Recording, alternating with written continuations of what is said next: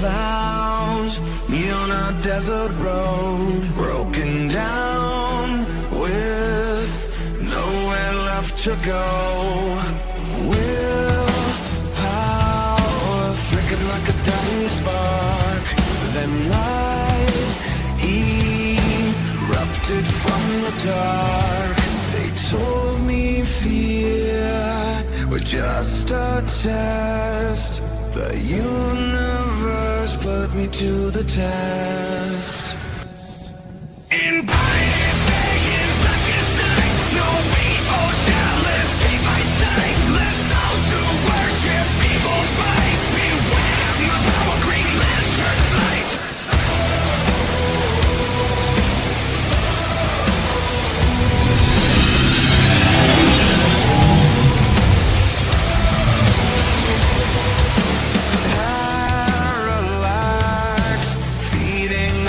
Down yellow rings, try to snuff me out. Kept my nerve and clenched my fist.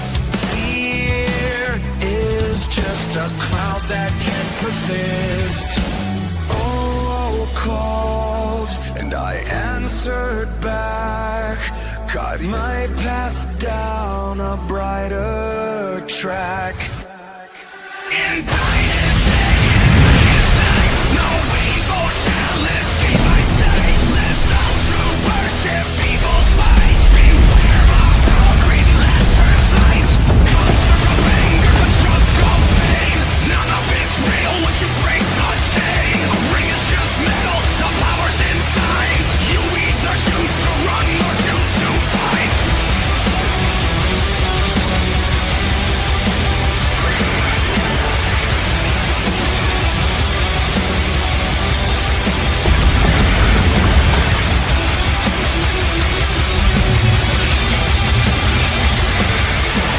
Burning through the hopeless night. In brightest day, in blackest night, no evil shall escape my sight. Let those who worship evil's might beware my power, green lantern's light.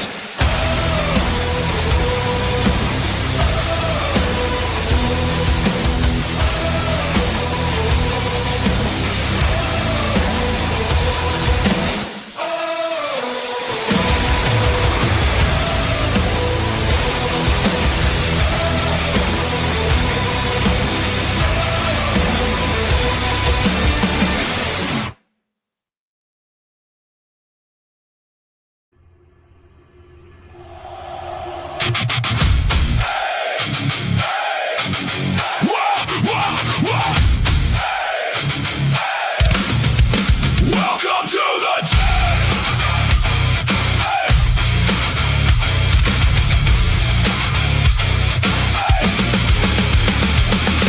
Welcome to the den.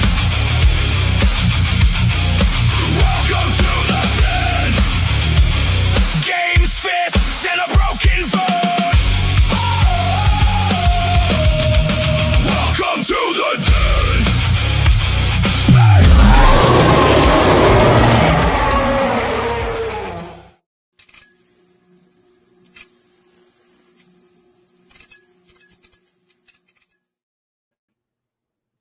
Episode number 102 is live and on the air for the Dragon's Den podcast. My name's Eric Hopkins, a.k.a. Jill. Welcome to the show. I'm joined tonight by the Snack Panther, Brandon. We got Miranda Nicole on the top right. We got the DR Archives down on the bottom left, Mr. Damon. And we also got Matthew on the bottom. I still thinks Purdue sucks, I guess, and I can't disagree with him there. Then we got our Faceless Dragon, the guy in the chair, Aroni, Guardsman, Aaron on the bottom right as well. If you're finding us for the very first time, by all means, please click like, click subscribe. Don't forget to follow us on Rumble and and YouTube, all that sort of good jazz on our X accounts. You find all that in the description box below or at the bottom of your screen there. And if you're finding us for the first time and you're looking forward to checking out our thoughts and opinions on the D23 live panel, that'll be going live in about 30 minutes or so, a little bit less now. Just to let you know, we are going to cover some other stories that we usually already have planned for the podcast that we do each and every single week here on the channel.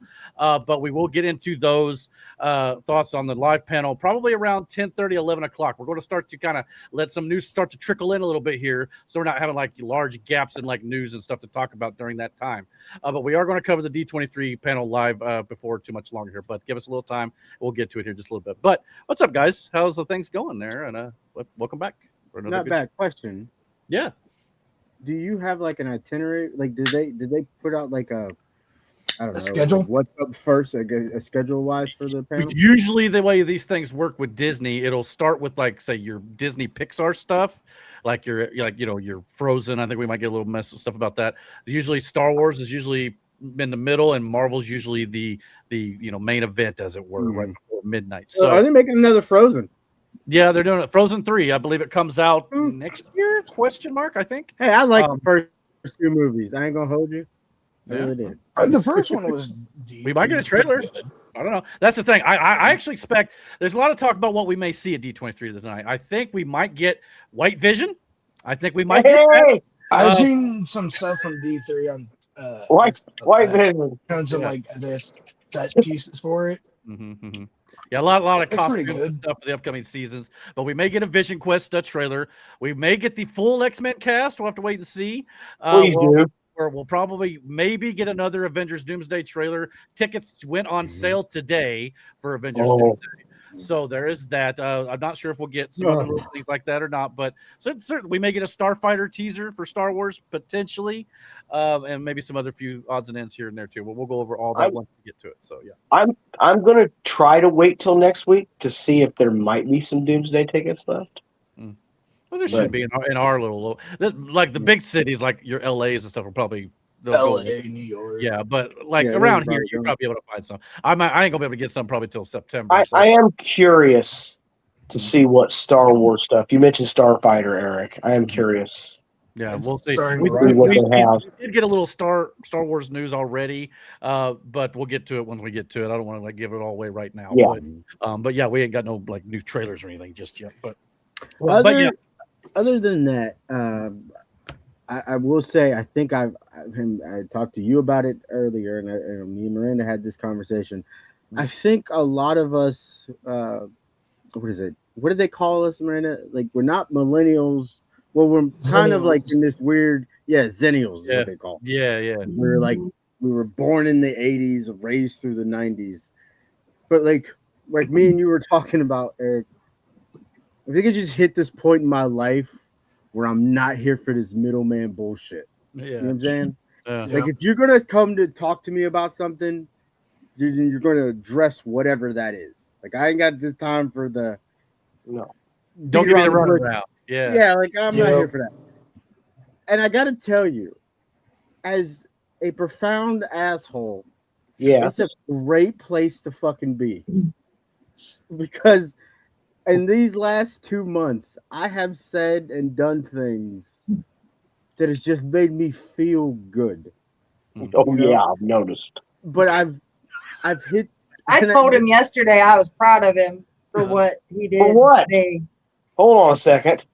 I ain't gonna talk about it on here. Yeah, we can't talk about it on here. But it's a good place, man. Like I feel so. I don't know the right word. Your give a damn is busted. It's F-it mode. That bitch is busted. I shot it to make sure ain't no fixing it. Like It can't be free. Yeah, Absolutely. it is. It's just.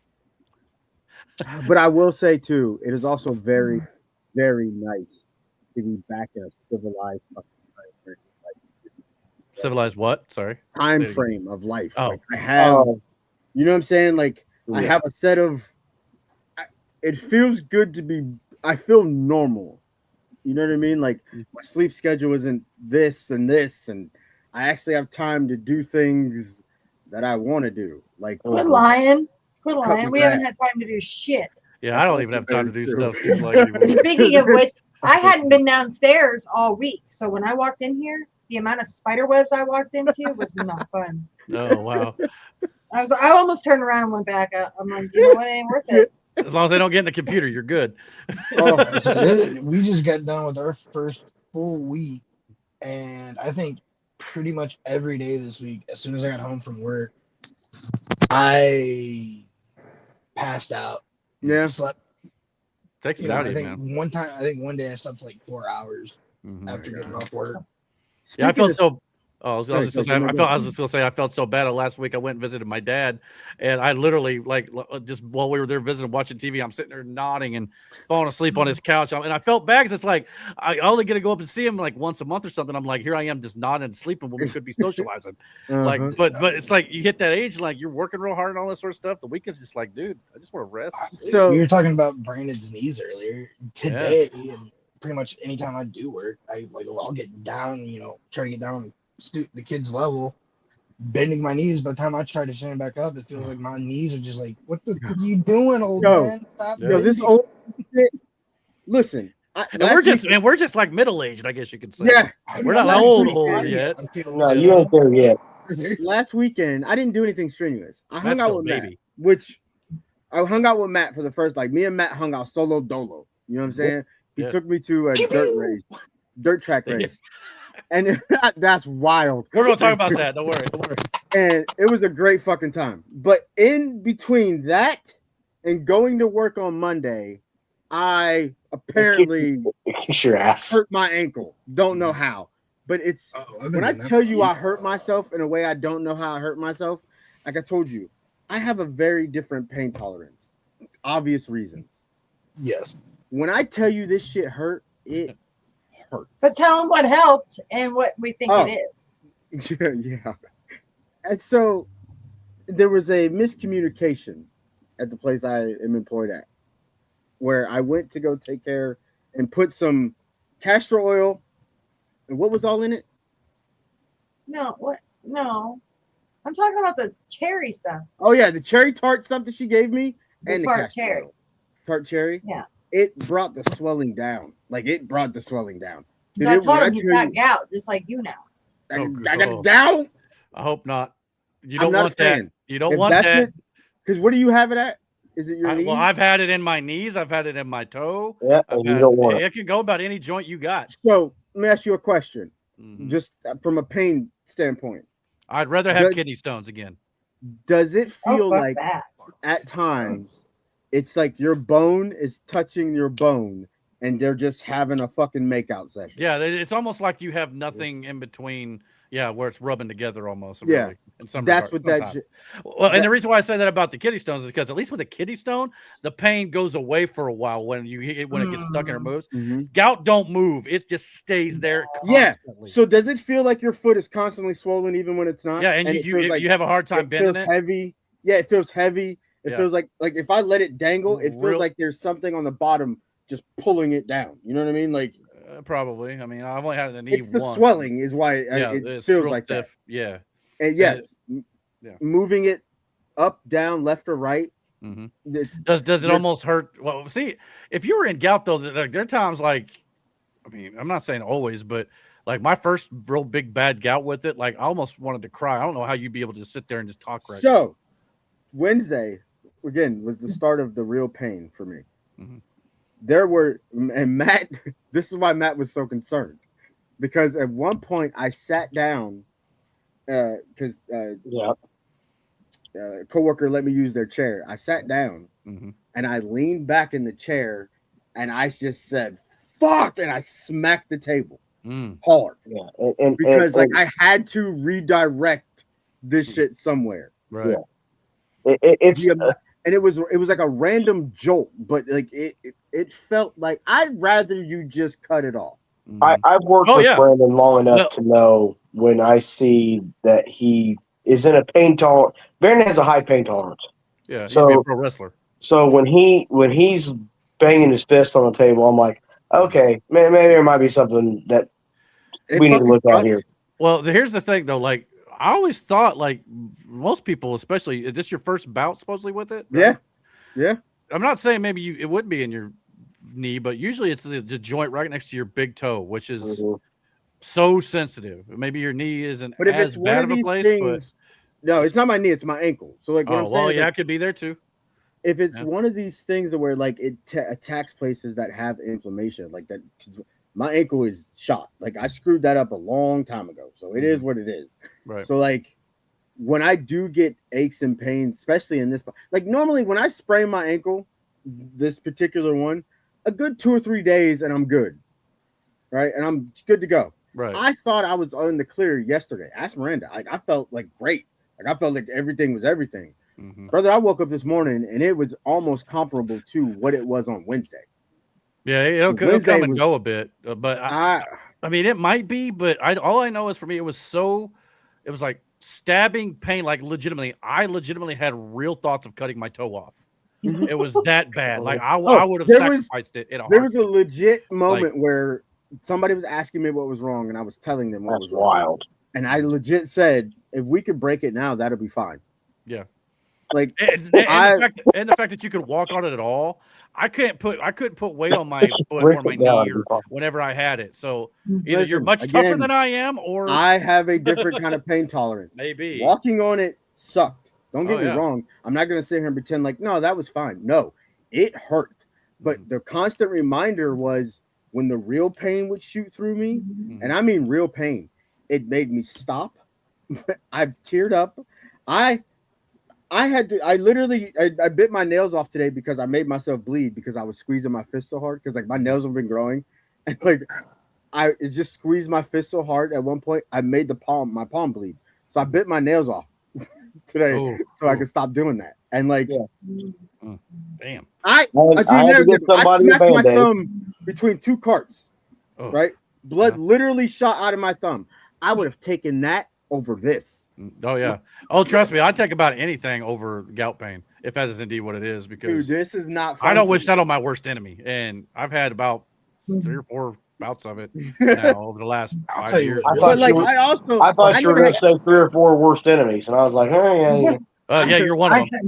I've also never had. I knew that. I've never had kidney stones, but I watched Miranda when she had it, and that shit seemed. I thought I was dying. And I had 3 kids without fucking epidurals. To be fair, though, when I say I'd rather have kidney stones, I've had 3 of those, and they were all small. So I don't know what it would be like to have a bad one. I pray to God I never do. I wish they were bad enough the way they were. Trust me. And mine. Yeah, but but that cherry tart stuff that she gave me, that'll help, brother. From the moment that pill hit my system and it worked through, the swelling went down. I could actually move on the damn thing. If you get your uric acid levels tested and they're high for the gout, I would recommend like uric acid control, like supplements and stuff too, which will really keep it regulated or help with it. But this shit is not. It's not what I want. It's definitely not. Trust me, if that is what it is.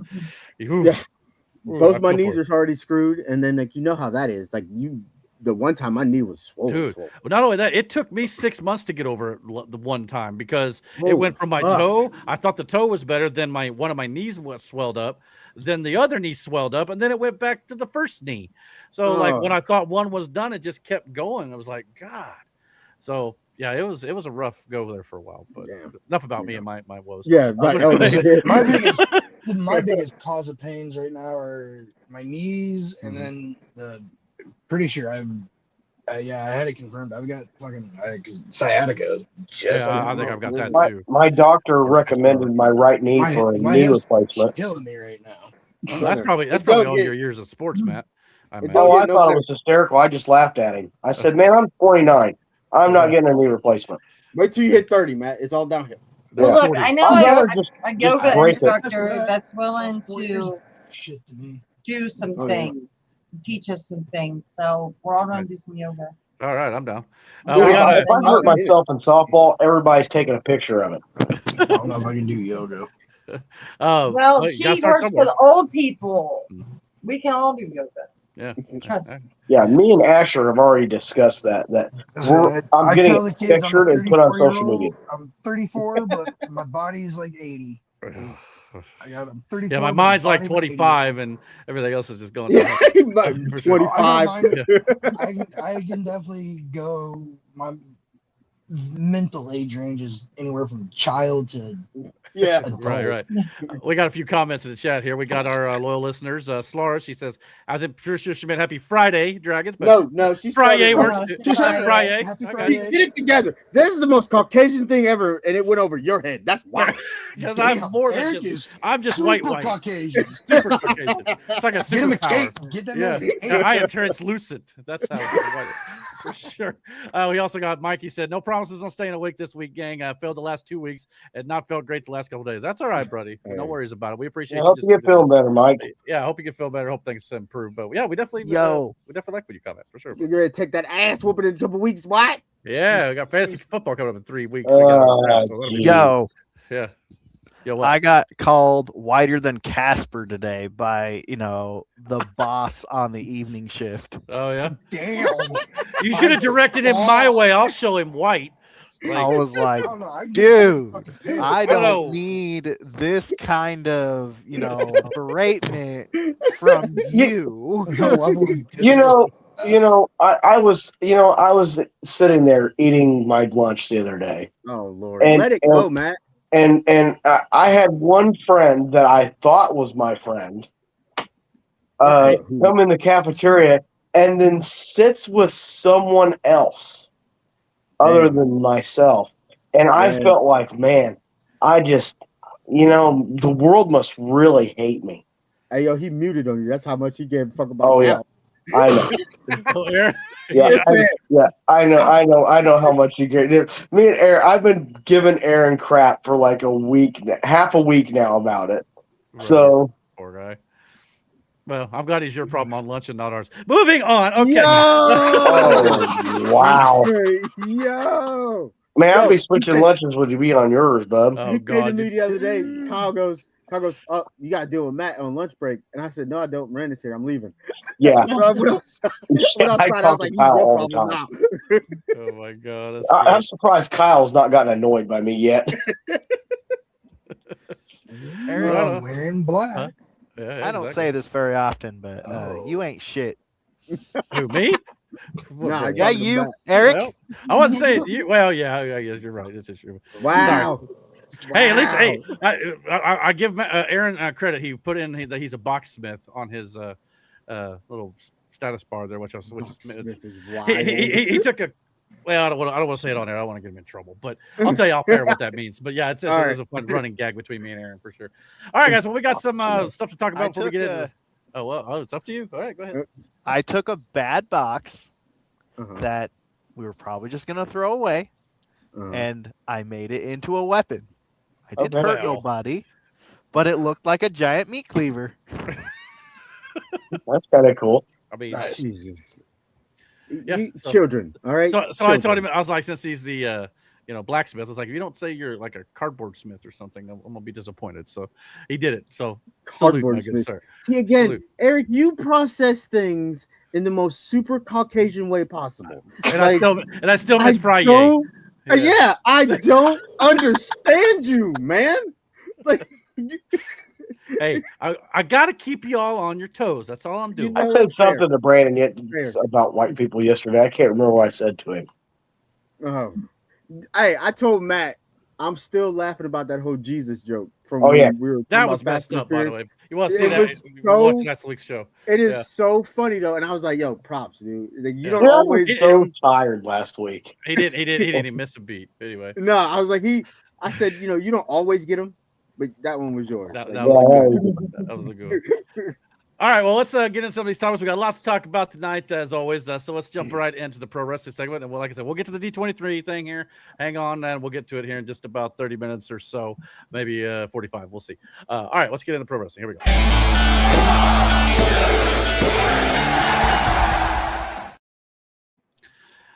All right, so not a great deal of pro wrestling to talk about this week, and just for those of you who don't remember, we do. Me and Brandon are going to be starting up a pro wrestling show on Tuesday nights on August 25th. We're going to be switching our pro wrestling talk mostly to that night. If you want to check us out there, and anybody else is welcome to join by all means if you guys want to. But me and Brandon especially will be talking pro wrestling on that, probably about an hour show every single week, something like that. That way it leaves up more time here on the podcast for other cool things to talk about as well.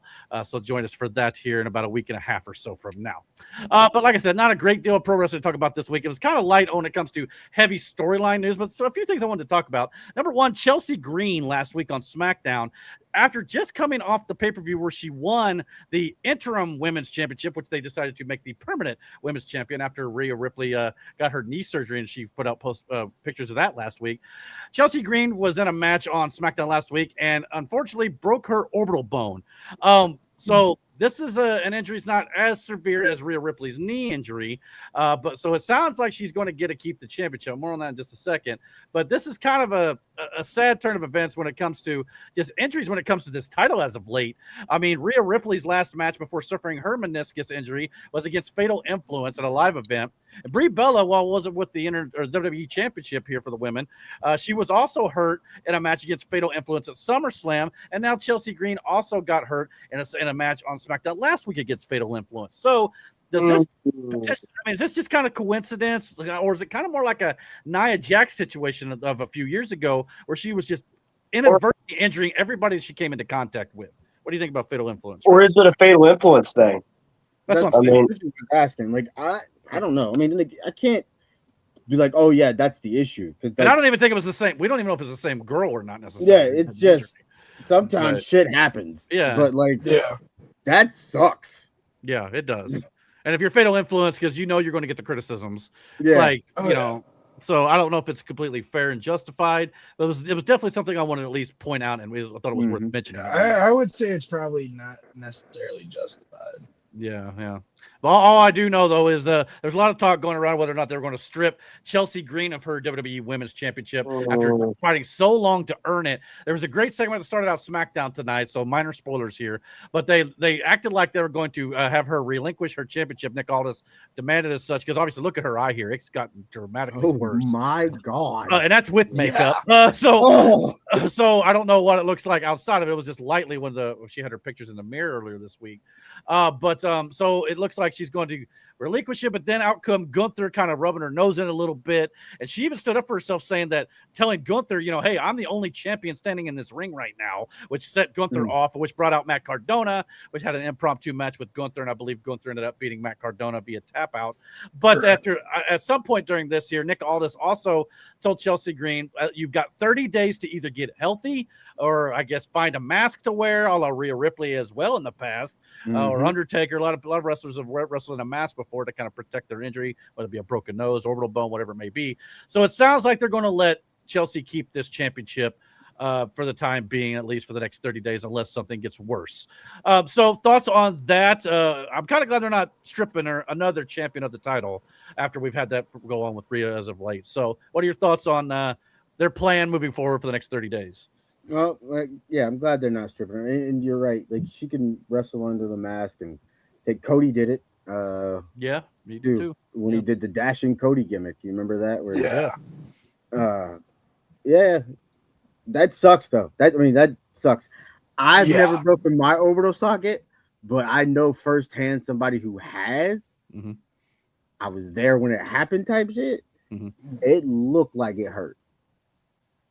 And that looks like it sucks.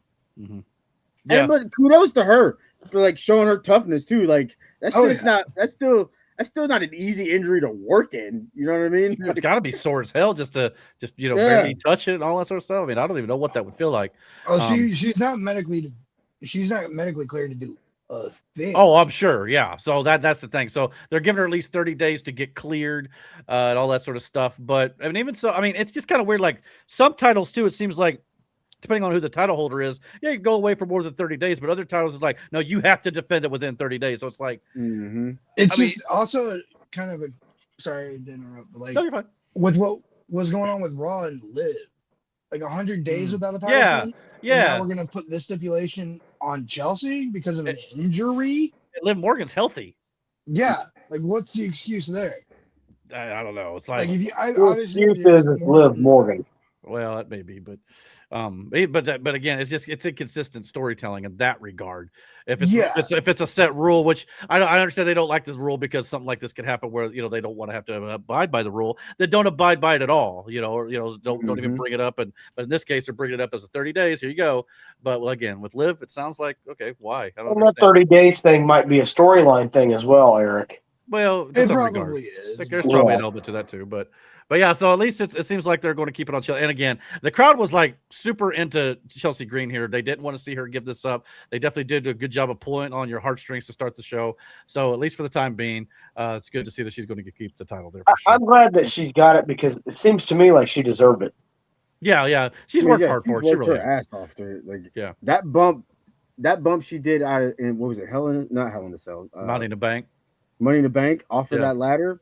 She earned it right then and there. Like that shit was crazy. Just another aside here. Slara said in the chat, this is why I love this podcast, talking about our craziness a while ago. So yeah, we do our best here for sure. We try to bring some lighthearted fun and all sorts of good stuff that we like to talk about here. Speaking of good fun, I know Brandon will be interested in this one. Zilla Fatu, the long-awaited Samoan here, finally makes his debut in not where I thought he would debut in. I thought they were going to bring Zilla Fatu into WWE under the Bloodline storyline, which still may be a thing down the road. But for a green wrestler kind of that Zilla Fatu kind of looks to be at times, they decided to put him on WWE NXT, which is probably a good place for him. So do you think that's a good move, or would you have rather have seen him go straight to the Bloodline, as many people speculated? No, see, that's the problem with speculation. No, like him going to NXT and carving his own path. Will he at some point in his career probably be with whatever iteration of the Bloodline that is. I don't think that was the point of bringing him in to begin with. Like, I don't think, because if he was going to be a part of that, he would have already been a part of that. You get what I'm saying? He would have debuted on Raw. A good point. It's been a long while. They could have done it. And so, like, if they're like Solo, he came up at NXT. He went through NXT and made a name for his fucking self there, you know, before he was brought to the main roster. And now look where he is. You know what I'm saying? Like, this gives Zilla that same time. Plus, there's a lot of guys down there now too. They got Mike Santana. Well, Cruz Montana. Montana. Yeah. They got Tony D. They got Grayson Waller's back down there. Grayson Waller, who's been killing it since he went back down there. Yeah. So, and now you've inserted him into that. That's a big enough step already. That already shows that they got faith in him. It seems like he's debuting straight into the world title picture for him. And Miranda's seen him, and she goes, "Well, he is full of energy." Oh yeah. As he debuted on NXT, he took out Grayson Waller and Cruz Montana, the aforementioned Mike Santana, and of course he stared down the NXT champion Tony D'Angelo. So yeah, right in the middle of that mix that you brought out there. And for those of you wondering who this was in the photo, if you don't know, that's Umaga, his father on the left, who is no longer with us, sadly, who passed away. So keeping it in the family there, of course. The Samoan Spike now has been used by, Solo Sikoa.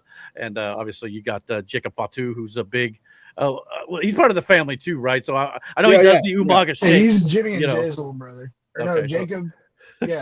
Jacob is a cousin. They're cousins. Oh, that's right. Solo. Well, I just couldn't remember why Solo used the Umaga shake. I didn't know if it was like family relation, or like if it was just a fan when of it comes to the Usos and Solo, that's their uncle. That's right. Okay, Roman's brother. And it was something.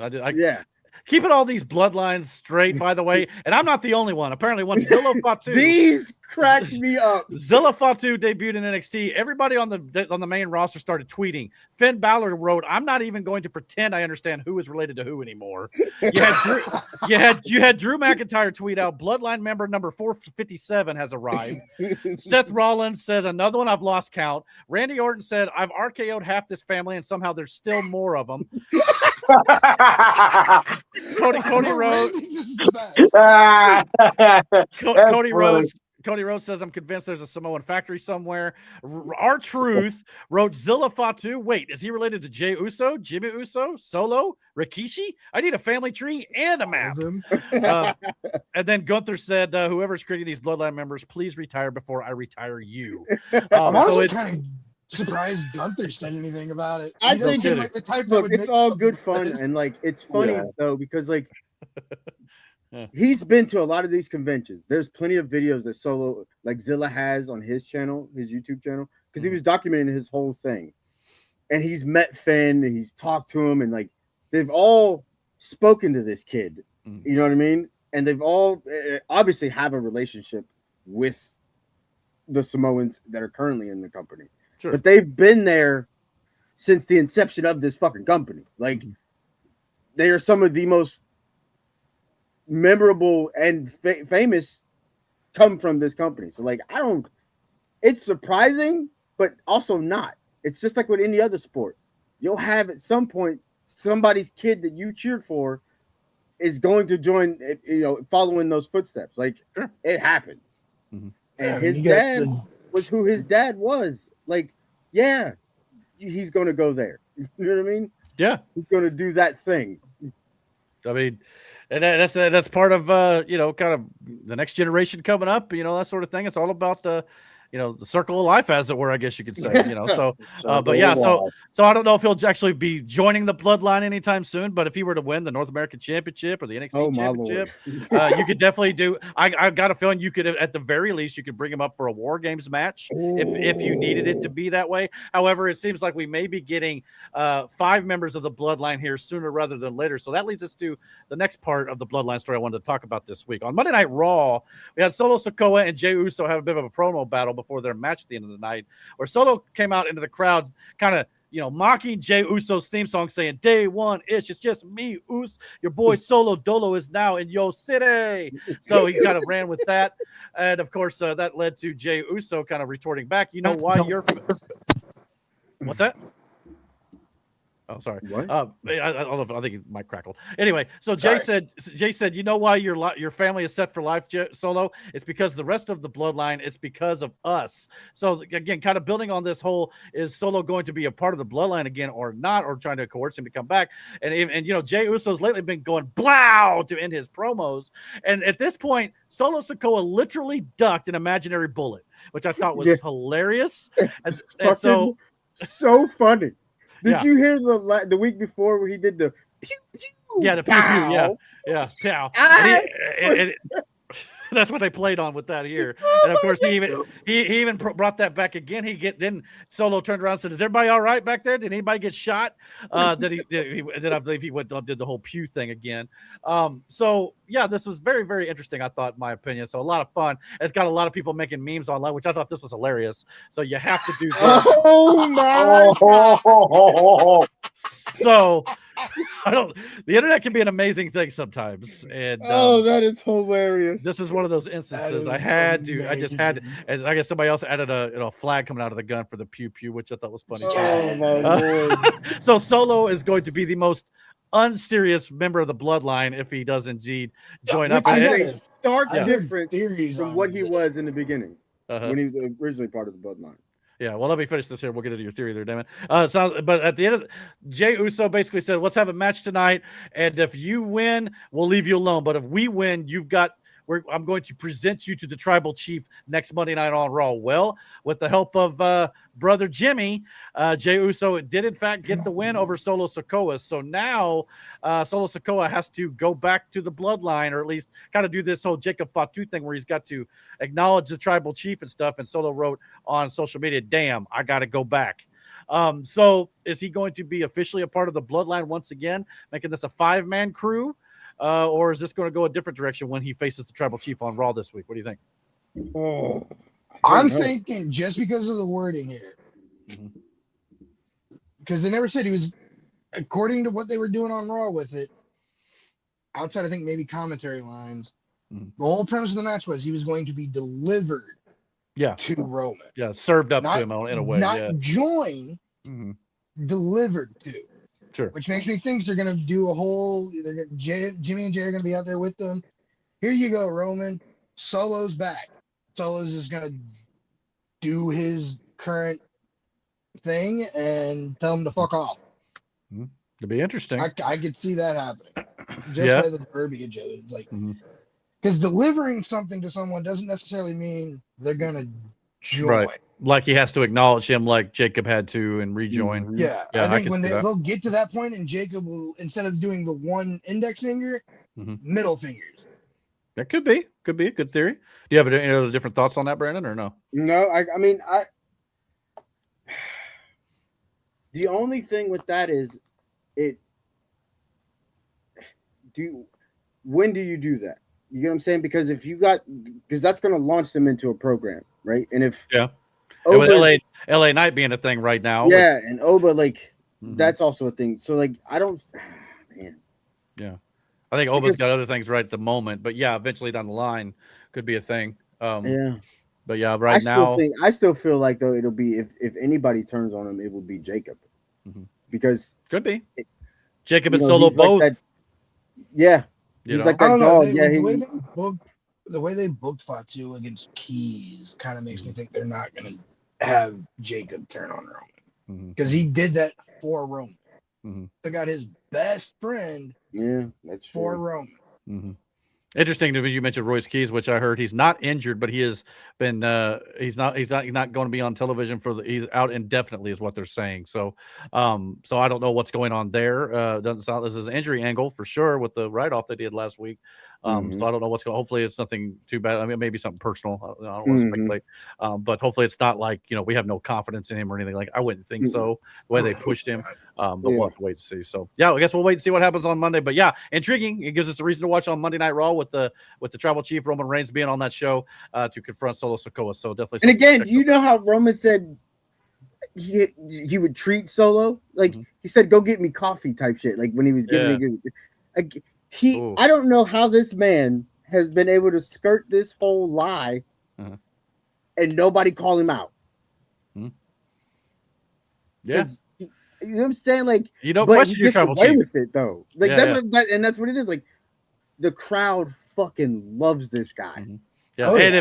If Solo continues to do what he's been doing lately with this kind of like a babyface run he's been on, him and Roman could have an interesting dynamic if they really wanted to play it a certain way. So I'm intrigued. Him being a babyface kind of also makes me like, because I can't, because they just got him on the babyface run, kind of just coming out of a little bit before SummerSlam and kind of coming out of it, and I can't see a reason why they would put him back with the bloodline if he's going to be a babyface. Well, but if he was going to be a babyface and kind of doing his gimmick where he's doing the pew pew and all this sort of stuff now, if you play him like that, because previously when he was with the bloodline, he didn't say a word. He was so stoic. He was like the enforcer. This would be the complete opposite of that. So it could be very good if they. It's like he's the Sami Zayn at this point. Yeah, he could be that version. You know what I mean?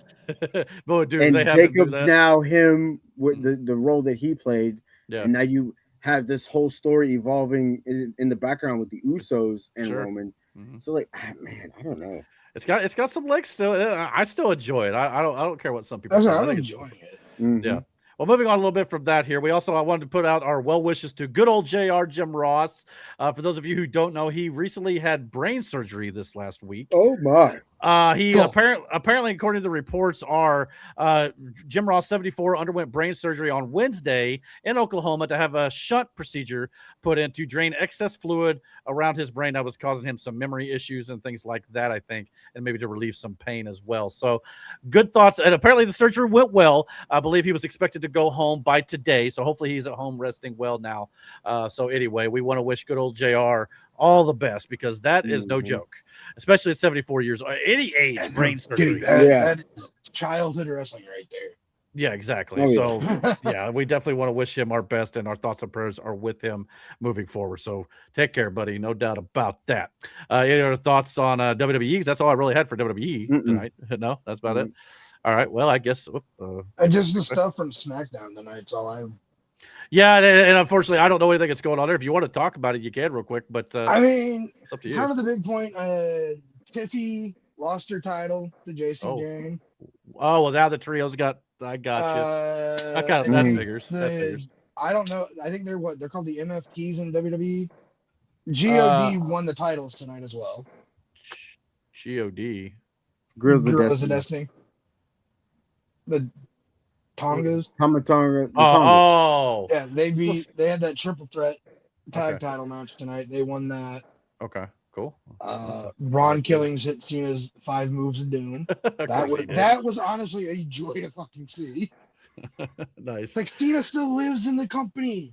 Ron. Yeah. Yeah. This will all be a little bit easier once we go to our Tuesday night pro wrestling show, because that's unfortunately when we do our podcast every week on Friday. SmackDown is live currently at that point, so when we're on Tuesday, we'll actually have it in hindsight and a little bit. We can talk about a little bit of interesting news here. Mr. The American Nightmare Cody Rhodes. He had a bit of black in his attire tonight. Interesting. Well, I did see that they were going to do, I think, if Sami Zayn was able to beat Cody Rhodes tonight. Yeah, it didn't. Of course it didn't. Nope. Sami Zayn would have been the winner.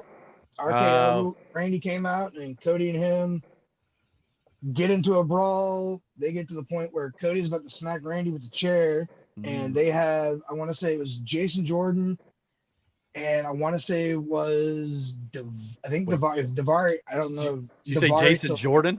Yeah. He pulled him out. You mean I got you. I forgot he still worked back off of the table to prevent Cody from smacking Randy with the chair. Okay. And then just cut to black as Cody looks like he was about to punch him. Okay. I don't know what that was about. Fade to black. Get it? Yeah. But do you think they'll do it though? They have teased that thing for so long. I don't know when they can pull the trigger on it. But him having black in his attire tonight was a little bit like. Well, it's not even just that. I mean, he was teasing heel tactics like before WrestleMania. Oh, well, and him and what got the match made between Cody and Sami tonight was, Cody was going to talk to Nick about, I think, Randy or something. Sami came up wanting to do Sami things. Yeah. Cody, be fair, laid into him. Well, yeah, because he's tired of his complaining. Angry. This was a pissed off Cody Rhodes tonight. Okay. And then he comes out with a. Well, and he needs that edge. He comes pretty much his whole gimmick, like his attire is black with red and blue, little bits of red and blue on. Kind of taking the white out of it a little bit. And I'm like, interesting. Okay. Maybe we are going to start teasing that a little bit. Well, good. I think they should. I mean, if nothing else, lean into it to some regard before you go. Even if they don't turn him fully heel, just have Cody come out there. Give him an edge at the very least, I think it would do his character a lot good. It'll make him more interesting, man. Like I said, agree. I don't know what it is about Cody, but it hits a certain point where it's not interesting anymore. Yeah. Oh, he did. He called Sami out for faking leaning too much on the carpal tunnel or whatever his hand's going through. Sure. Like he laid into Sami. Like it was actually like Brandon. I think it was Brandon. They made Cody a lot more interesting tonight just by simply making him pissed off. Let's see if I can... Cody. Was that you sneezing there, man? Die. I just think, like I said, and this was my criticism from Cody, even in when he's with the AEW, he just hits a point when after he wins the title or after he gets his goal, it's kind of dead, and like the shit that he did on the Indies and in New Japan when he joined the Bullet Club there, that to me that Cody was very interesting. Well, here's kind of, I'm not going to show the video here, but this is basically kind of what his attire, a little darker, obviously a little bit more aggression here, holding the steel chair as he's about to whack Randy with that chair. Sure. So just kind of Jason Jordan there, and I think Davari is off camera, but so they had the chair up. Davari pulls the chair out of his hands. Jordan grabs him off the table. They're holding him back. Nice. Well, it sounds like it was a good ending then. So. It was a very I wanted more because, like I said, because Randy is off the stairs like he's in the video, and Cody they fade to black as soon as he looks like he's about to punch him, do the Lou says punches. Sure. And they just fade to black, and I'm like, no, wait, come back! I want to see this. Well, tune in next week, and you can check it out there for pretty much. Well, next SmackDown, we got that title match between Punk and KO. Oh, that's right. Another thing. Holy shit, their face off tonight. Okay. They just aired it all out. Yeah. I told you before, the best promos. It's personal. And those are the best promos because it comes from a real place of dislike. And you, as long as you can work that in, and I mean, they're two of the best to do it. So Man. Right on. Right on. Well, on the flip side of the pro wrestling stuff here, we have well, I'll start off the volume there. We got the confirmation that MJF has earned the number 2 spot in the men's casino gauntlet match at All In for AEW. The number 1 spot was already held by Andrade El Idolo. So both of these two men are vying for that contract to get a world championship matchup here. And of course, there'll be a litany of other guys in this gauntlet as well at All In. But it seems like it's going to be one of these two men getting the win probably in the end here to face either Will Ospreay or Kenny Omega after All In. I'm assuming it's going to be Will Ospreay. We've kind of been talking about here on the channel for months that we believe Ospreay is going to win the title from Omega at this big event at Wembley Stadium in London. But I thought the one thing that was kind of interesting at after this whole thing here where he won the number 2 spot, he cut a promo and he called himself the one true champion, which he's been kind of talking about how he's the real world's champion here in AEW, that he never should have lost the title due to Will Ospreay. But the fact that he called himself the one true champion, got a lot of people online talking about how he's now claiming to be the OTC of AEW. Now, obviously, this is not real AEW merchandise. As you can see on the screen, it says not available at shopaew.com. But I think it would be kind of interesting if they were to go ahead and just make a t-shirt like this or a hoodie. Might as well, because WWE, when they did the MFT shirts for Solo Sikoa's group, they legitimately ripped off MJF's font from his t-shirts. So I wouldn't have a problem if AEW did it. But of course, if they did, there'd be people criticizing, saying, well, they're just going to use the OTC thing for like Roman Reigns. So which do you prefer, the OTC, the one true champion, or the original tribal chief? Apparently, each company's got one now. So what are your thoughts on the OTC, MJ? I thought that was funny. I got to laugh at it. Oh, yeah. That's funny. It's, shit, make the shirt. Like, why not? Yeah. Now, because I was only a child when the Monday Night Wars were really going on. Did this kind of stuff happen back then? Because this kind of feels like that. Not over merchandise. No. Not merchandise, really. And the internet didn't really exist like that. Well, yeah, no. But the verbal jabs on commentary or in promos, absolutely. Or well, not so much online, but yeah, as much as possible. Yeah, those definitely happen for sure. Because they in the way they could, Punk name drop the Bucks and all of KO's friends. Mm-hmm. Yeah, they, like I said, they aired it all out on that. Sorry to and I got no problem with that personally. Reminded me of that. Mm-hmm. Yeah, and of course, Punk has his history at both companies and all that sort of. And Kevin Owens obviously been around the block too. Many different. He knows all these guys as well. So I mean, best friends with the Buck. Yeah, exactly. So. Yeah, I mean, I got no problem with this. I just saw a lot of people online saying, well, if they make that shirt, it's just completely like they're just ripping off WWE. But again, I direct you to WWE already did it. So at this point, it's fair game to me. If you want to do it, whatever. I got no problem with it. Again, some of you people say you want the edginess of the Attitude Era, but you all want to complain over a T-shirt. I think you don't realize that you couldn't handle what happened in the late 90s, early 2000s. You guys are forgetting what happened about 20-some years ago at this point. I kind of feel like 30 years ago. There was a lot of oh, hi, Katie. There was a lot of taking shots at each other during the Monday Night Wars. Like, yeah. Well, dude, one big infamous one I can think of, or two of them, is the Mick Foley one for sure. The Mick Foley one, and then the Rick Rude incident. Incident. Yeah. But that whole the whole thing with Rick Rude, yeah. Yeah. Speaking of Mick Foley, I find it interesting that ever since Mick Foley started barking on camera to the Divine Dominion, he's not been on television since, I don't believe. At least I haven't seen him. Maybe I missed it. But why did he do that? Because they said something. They told him to bow down to them, and he said online like he thought they said bow wow. So he started going woof woof woof. I'm like, no, he said bow down. I don't know where he got that, but I think he's been hit too many times in the head with a steel chair. That's wild. It was weird when it happened. So yeah, I've seen the video clip. Very strange. But what was not strange? Oh, sorry. Go ahead. Yeah.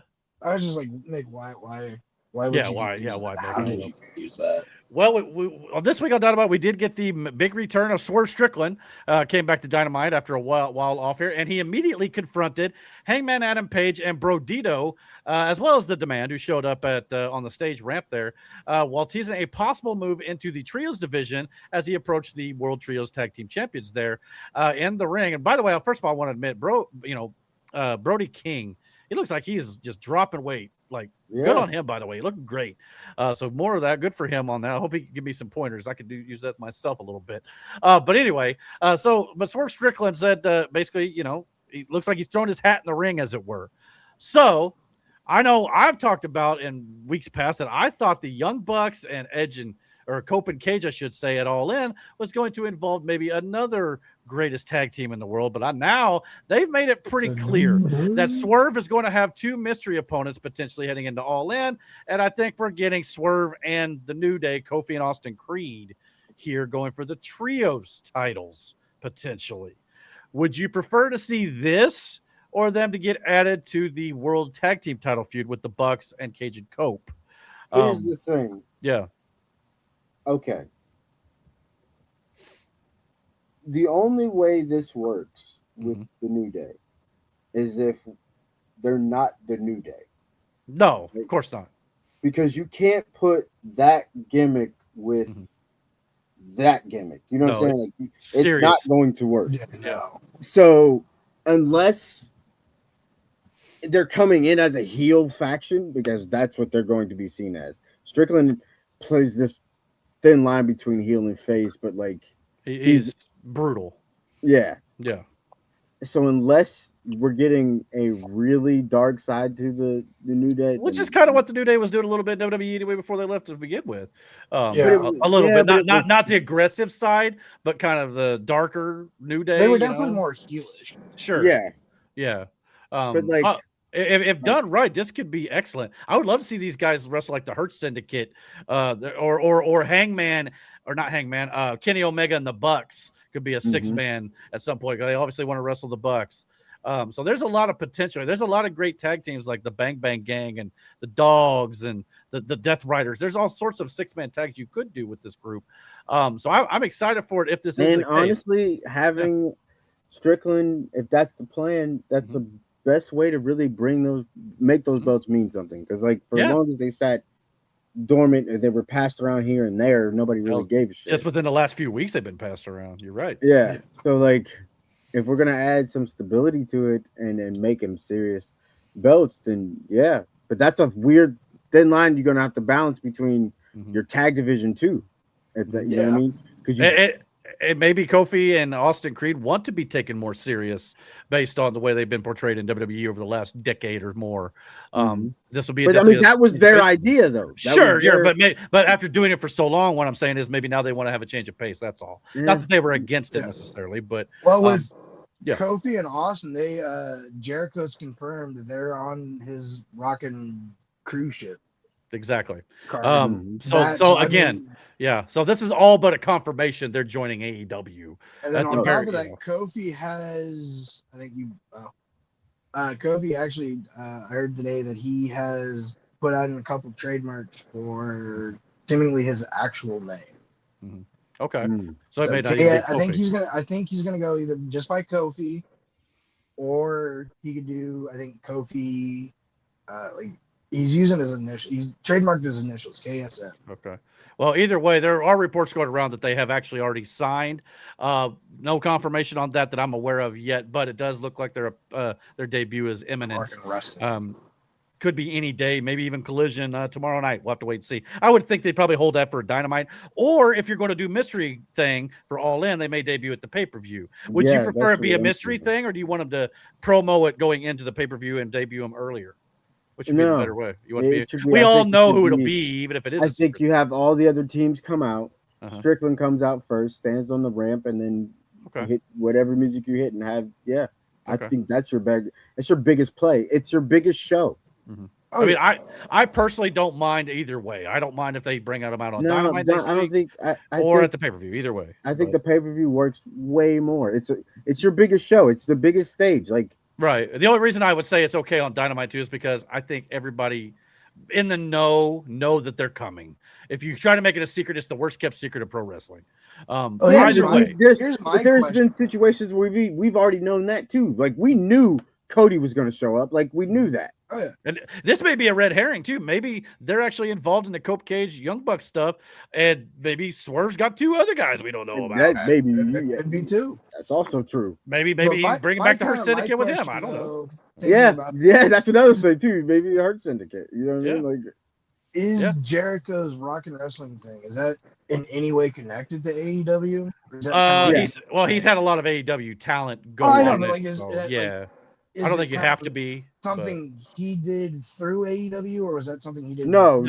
It's separate, before, right? No. Okay. Separate, I mean, I was going to say, like, if he's announced them for this, then and it is connected to AEW, it kind of ruins anything of that. Right. We know because they were doing some indie shows. They were booked for some indie shows too. So no, this makes sense. Even if that wasn't the case, they could Jericho still be there. Rock and Wrestling things as like a promotional show. Right. Yeah. Okay. So either way, it looks like this could be a potentiality to what we may be seeing over the next month or so here with AEW. And if so, either way, I'm just excited to see Kofi and Austin Creed in AEW because I think they have a lot left to still give to this Absolutely. business. So whether it be, and again, the 13-time World Tag Team Champions, they've got a lot to bring to AEW and some great matches they can have with the talent that they got there in AEW too.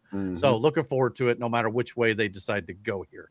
That'll do it for pro wrestling for me this week. You got any thoughts on anything you want to talk about pro wrestling real quick? This is interesting though. I wouldn't mind. I would love to see this new gimmick. And like I said, if you do put him with Swerve, it's not a bad call by any means. But like, I'm just interested to see from that video they put out, where they were breaking out and all this. It's just I don't know. I'm interested to see the next chapter for those two. Absolutely, I am too.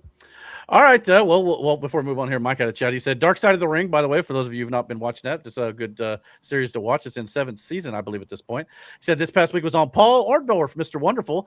Good watch in his opinion. He said next week will be on Missy Hyatt. So they're in the midst of their season. I think they're coming. Hyatt. Who was? I know the name. I know the name. I can't think of who it is, though. There's. I know that name. She's obviously a valet. She's a retired pro wrestling valet, commentator, model, and occasional wrestler. Many consider her the original wrestling diva. Hyatt was worked for multiple wrestling organizations, including WWE and WCW. So, who's the valet for? Oh gosh, I don't know. Information as that. Yeah, I'm just trying. Like I've heard her name before, but I can't. Yeah, I can't place her. Yeah, I mean, I think she was she left WCW after accusing management of sexual harassment. I'm sure a lot of that's probably got to do with the Dark Side of the Ring show, things like that. So there's that'll be covered by Dark Side for sure. So Mike, if you're still awake and listening, let us know who she was the valet of, because I don't want to spend a whole lot of time just googling all that. But anyway, she's a little back in the day for sure, but definitely well known in wrestling circles. All right.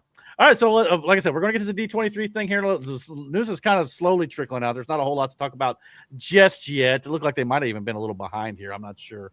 But let's get into some sports stuff, and then we'll get into the movie news. So let's get into the sports. Here we go.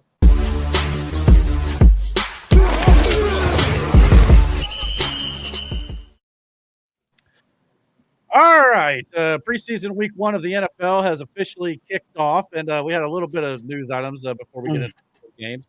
Teddy Bridgewater announced his retirement this week. Again? 12-year career. Yeah, I mean, I don't know if you guys have any thoughts on it, but there's a name worth mentioning that I pick it up. I don't know. Okay. Cool. I mean, good for him, I guess. I'm glad he's able to. I thought he was still coaching down in Florida. I thought he was retired already. Kind of, yeah. I thought he was coaching down in Florida still. Hell, to be honest, when I brought up this graphic, I didn't even realize he went to Detroit at some point. I thought he was still with like Tampa Bay or something. I didn't know he was with Tampa Bay. So there you go. Anyway, poor Teddy. Good for you. Hey, brother. good for you. Hey, good job, Teddy. Yeah, good job, Teddy. Boss. Yeah, good job, bro. He's at least not another player in legal troubles right now. Yeah. There's some of that coming up. We're going to talk about one thing in particular. All right, I lost my spot here. So, all right, here we go. We also got Hunter Henry extended his contract with the New England Patriots, 2-year deal, $16 million. Started on their preseason. Yeah, how the fuck do you tie in preseason? Well, they don't do anything beyond ties anymore, which I'm kind of glad by in preseason. That's what I've heard. In preseason? They used to, and everybody used to go 4th and 2 or whatever, just so they didn't have to tie in preseason. Shit, Pittsburgh didn't tie in preseason. I actually fell asleep during the end of that game last night, so I didn't actually get a chance to see what happened. Yeah, somebody told me at work they don't do that anymore, which I did not know. So there you go. But at least I will say though, on the Colts part, Richardson actually was the only one on the Colts to get a touchdown. Yeah. So there you go. Mike said in the chat, he said Missy Hyatt was married to Eddie Gilbert for a couple years there, but she was with Eddie Gilbert for many years. That's right, the nasty with the nasty boys. All right, I know. So okay, that's right. Okay, there you go. Yeah, I just remember them with Jimmy Hart, WWE, not so much WCW, but yeah, I got you. We also got Kyler Murray has officially been named the starting quarterback of the Minnesota Vikings. So we wondered if it was going to be JJ McCarthy or him. Pack up McCarthy, son. Yeah. And McCarthy said, I believe at the beginning of the training camp or whatever, he wanted to earn the starting job. Well, that backfired because everyone would give him the benefit of the doubt, let him be the starter up front, from what I read. And now Kyler Murray has beaten him out on the job. So there you go. So do you think it's gonna be a good thing for Justin Jefferson and Jordan Addison? And absolutely, 100%. This is definitely McCarthy was not it. He had his shot. If they still believed in McCarthy, then this wouldn't have happened. Do you think they've given up on him completely, though, or it's just kind of like, okay, we've seen 1 year, maybe just needs some more improvement before he gets a starting job again?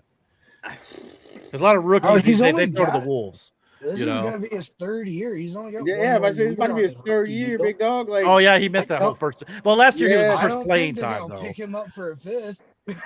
Well, that could be. You may not be wrong. Especially if Kyler does well this season, the Minnesota would be absolutely moronic if they let Kyler slip away. The only thing about Kyler Murray with me is he's got a little bit of Anthony Richardson in him, and the fact that there will be guys running wide open and he won't see them. That's my problem with Kyler Murray. Short behind really Paul Loma. Apparently, too, though, like him and JJ got a real good connection. And that's what I've been hearing too. Him and Jefferson. It's not hard to do. With Jefferson, usually just got to throw it up there. He'll go get it if anywhere in the vicinity. So that's not too bad to have at your disposal. You know what I mean? Well, that should also kind of tell you a little bit how bad JJ might be. If you can't get that ball to Jefferson. Yeah. Well, you couldn't get it to Marvin Harrison Jr. last year either. So I don't know. But anyway, he is also banged up some too. Junior's not daddy. Yeah. Speaking of receivers, though, apparently now this is not a real photo. It's an AI image of here, I guess, or generated. The Colts are now viewed as the likely free agent destination for Keenan Allen, formerly of the San Diego Chargers or Los Angeles Chargers. The Indianapolis Colts are down their top 2 receivers in training camp, Alec Pierce and Josh Downs, due to injury. So hopefully they can get back on the field before week 1. But at least if nothing else, Keenan Allen could offer. Yeah, I hope so. But if not, at least Keenan Allen could offer a little bit of veteran leadership on the other side, in the void of Michael Pittman Jr., who went to the Steelers. So, I guess if it's a 1-year deal, cheap price, I'm fine with it if they end up doing this. But otherwise, Keenan Allen's not one to stay healthy very much either at his age. But I don't know. They just didn't address the receiver position much, in my opinion, in the offseason. So that the Colts are going to have to live with that one, unfortunately. But yeah. But in regards to the Colts, obviously now there's talk that Anthony Richardson has been demoted to the 3rd-string quarterback. However, I will say during the preseason game last night against the Patriots that Damon mentioned, Richardson did look like the better of the 2 quarterbacks between him and Leonard. Yeah, Bradley Leonard did not look good. And Leonard looked better than Richardson all of last season. So I don't know what happened with Leonard. And maybe it was just a bad night for Leonard. I don't know. But the Colts look like they're trying to get some trade value from Anthony Richardson, which is why they're letting him play in some of these preseason games and starting yesterday. So, yeah, we'll see how that ends up going. Either that or it looks like he may end up getting cut by the team before the season starts. But if he continues to play a little bit better than Riley Leonard, that may change their mind. I was about to say, I don't know if we want to just put our eggs in that basket. I know it's only, maybe it was. But if he starts the next game and he plays like that, then I'll say this though, as I thought he had okay stats, but I don't think he did anything outrageously awesome. He was missing guys wide open again. He threw a pick on his first drive. He fumbled later on. There was another fumble by a running back at the goal line, which they should have looked at, but it's preseason, no one cares. But at the same time, if the Colts do let go of Anthony Richardson before the start of the season, he'd only be the third quarterback who was drafted top 5 overall to be released before his 4th season began. The other 2 were Ryan Leaf and Jamarcus Russell. So not a good company to be a part of.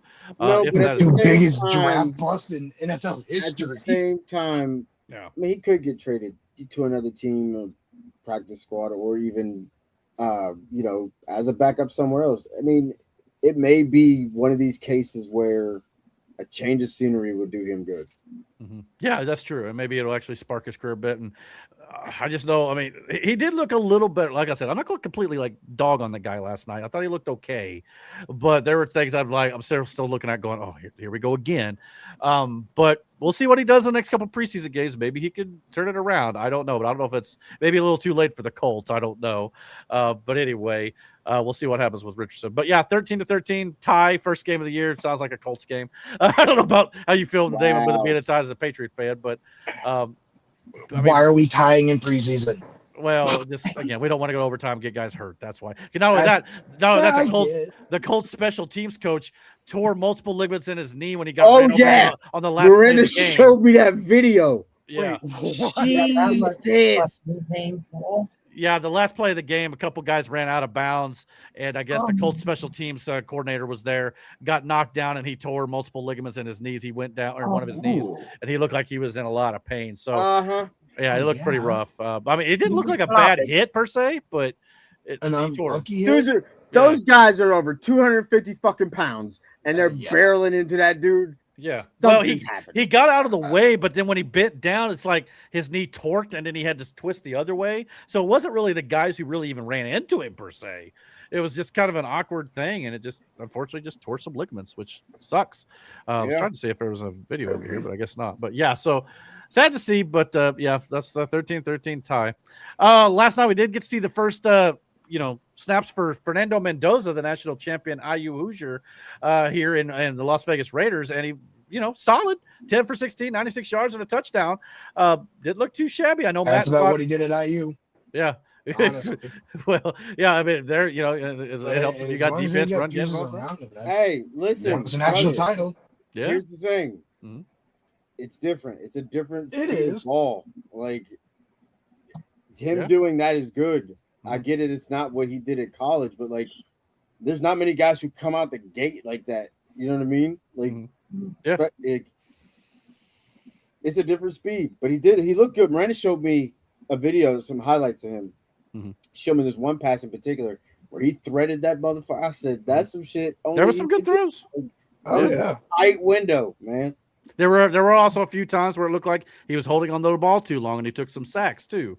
I think on one play in particular, he held on to it for 7 seconds, which doesn't sound like a lot, but in the world of football, that's a long time. 7 seconds in the NFL. Yeah, it's an eternity. That's a bit long. So Just that he's going to have to learn. 8 seconds, and you got to cover a bull. So. Yeah. Exactly. So I mean, whenever he plays the Texans, maybe that'll be a thing. But right now, Eric, you missed the analogy. She's talking about bull riding. Bull riding. I know that. Seconds. That's why I said the Texans. You said, I'm like, wait, what? That's their mascot. It's like a bull horns. Anyway, come on, bro. It is. I got it. God, now that's on you. You own it. Yeah. So, yeah. Hey, your Caucasianness threw me off. My fault. Exactly. Yeah. You're bad. You're bad. I was watching highlight video, and when he's coming off the snap under center, I'm seeing a lot. I saw a couple head ducks of, like a la Peyton. Yeah, he looked like he had command of it for sure. He coming out trying to hand the fake off. He ducked like Peyton does. Mm-hmm. And I'm like, Peyton also overall number 1. Mm-hmm. Hell, I don't know if I think it got broken, but for the longest time, held the rookie record for interceptions. Yeah, and then look at what happened. Yeah, exactly. So just even if he doesn't turn out great this year. And Kirk Cousins, for what I heard, played well last night too. So, I mean, there's no guarantee Mendoza will even get snaps this year, but I think by the end of the year he'll be the starter. Yeah. But we'll see. Oh, yeah.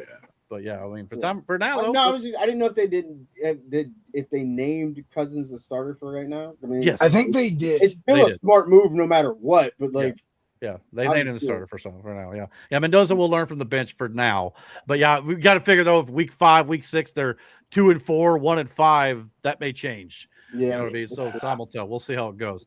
But they're playing a long game there now in Pittsburgh. Miranda, your Steelers drew Allar last night against the Packers, 10 for 13, 153 yards and 3 scores. So they were playing like it was the real season, and I hate when they do that, but I like it too. But if he plays like this, relationship, it's like I don't want him to waste this win, but they looked really good. So. Yeah, he was hitting everybody in stride. I don't know if that's the whole Mike McCarthyisms of coming in here. That might be. I don't know what it is. I mean, granted, 13 passes, not a great deal there, but good completion percentage and all that sort of good jazz. And he was hitting good receivers. Yards on 10 completions is impressive. Yeah. 2 and ran 1 in. Mm-hmm. And whoever Tunyon is, that motherfucker can catch anything. That's crazy. Yeah, needless to say, the Steelers rolled over the Packers. Now, again, it's preseason, whatever. You can it's hard to judge because a lot of people are playing backups. However, I will say I was pleasantly surprised that in week 1 of the preseason we saw a lot more starters playing in some of these games than I anticipated. So, and a lot of it, I think, is some teams are kind of thinking, okay, we've not been playing starters the last few years in these preseason games, and we come out slow for the first few weeks of the year. So maybe they're starting to think, okay, we got to get some of these guys some reps, you know. And it's 3 games instead of 4, which doesn't sound like a big deal, but like it's 3 games instead of 4, and you got 1 extra game. Now, if they go to 18, that's 2 games. You know, you're going to start to see starters at some point. Yeah. Oh, yeah. Wait, they're going to go to 18 games? It's speculated, maybe. It's not really that's been the talk for a couple of years, I think. Yeah, anything the NFL could do to make more moolah. I'll tell you what, if they do an expansion team overseas, I 100% think they'll go to 18 games. Oh, absolutely. Yeah, for sure. I hear you. So, yeah, good on the Steelers. Maybe they got something in the future there with Drew Allar. We'll have to wait and see. Didn't Drew out? And actually, Will Howard played pretty fucking good, too, by the way. Okay, I didn't see any of his highlights, so I guess Drew Allar just outshined him. Well, there you go. So maybe they got some stuff out there. Yeah, so for sure. Yeah. I'm going to get to this real quick because Mike said a couple chats here. Said mostly knew Missy Hyatt from her time with Eddie Gilbert and Bill Watts, you at WF, and then later in Memphis. Then he said he's going to go ahead and go to bed. I think got to get rested up for return to his trivia in a week. Assuming, he's got to get his trivia question in here for our wrestling show. We're going to have at least one a week, I think, for that. So he said good night and God bless. So good night, Mud. Bud, hope you feel better. No doubt about it. So. I think it came out as Mud, didn't it? Anyways, my bad. Sometimes your lips just go. You know? Oh, I had Friday brain at work today. Oh, yeah. I was calling kids every name but their own. Quick question, Eric. Who played for the Titans? Who was the Titans? Well, I know who the starter is. I don't know who played the game. Probably Will Levis, I imagine. Oh, could be wrong. Dude, that guy has an interesting take on football. Yeah. Last night. Let me just see here. I hope Cam Ward actually started the game. He was relieved by Mitchell Trubisky. So no, Will Levis did not. Wait, Trubisky's still playing football too? Like, triggers me because of Chris freaking shithead. What?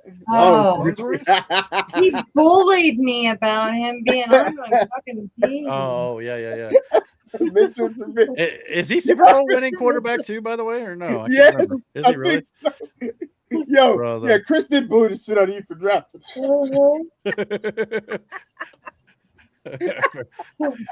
I mean, hell. Oh, there you go. So anyway, if you're interested in any of these other games the rest of the weekend, here is the lineup as well. Some tonight, and of course, a lot of games tomorrow on Saturday. Carolina lose.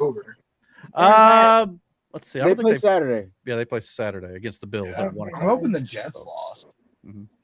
I'm not sure. Not sure how the game's looking. QB over in Miami right now. Miami got rid of him. The starting quarterback is Malik Willis from the Packers.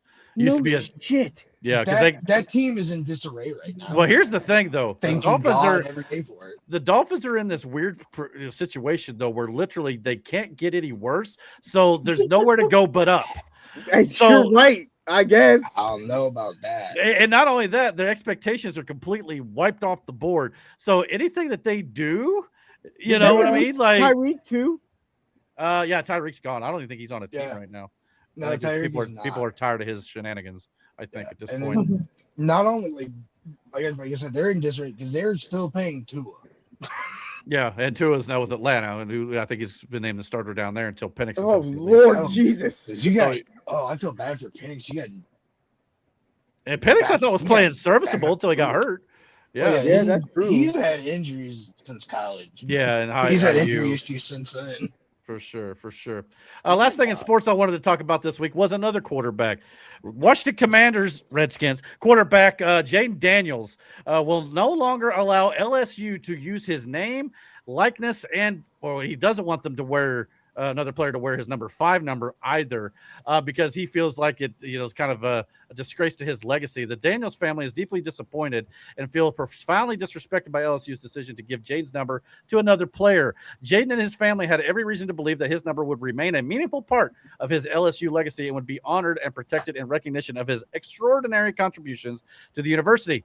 Jayden Daniels made it clear that he did not want his number given to another player, and he believed his wishes would be respected. His Heisman Trophy winning season and everything he accomplished on and off the field cemented his place in LSU history. To see his number given to another player is incredibly disappointing and feels like a failure to honor his significant legacy and everything he accomplished at LSU. The only thing about this to me is Joe Burrow won a national title with LSU. Jayden Daniels did not. Also, Joe Burrow's numbers were better as well. Yeah, he did win the Heisman. But to me, this feels like the number, at least, it's not up to you. It's up to the school what they do with the number. That's my opinion. Now, if you don't want them to use your name and likeness, I feel like that's fair game. Fine.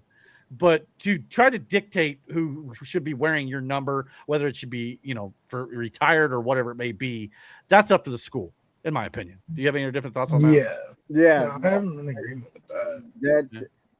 The wording of however this played out is wrong, but the whole cease and desist of like this, they would have to happen anyway, because if this guy's taking the number, then you're not going to use Jayden Daniels, period. You know what I'm saying? Like, you're just not going to give him a different number and still be able to profit off of it. That's understandable.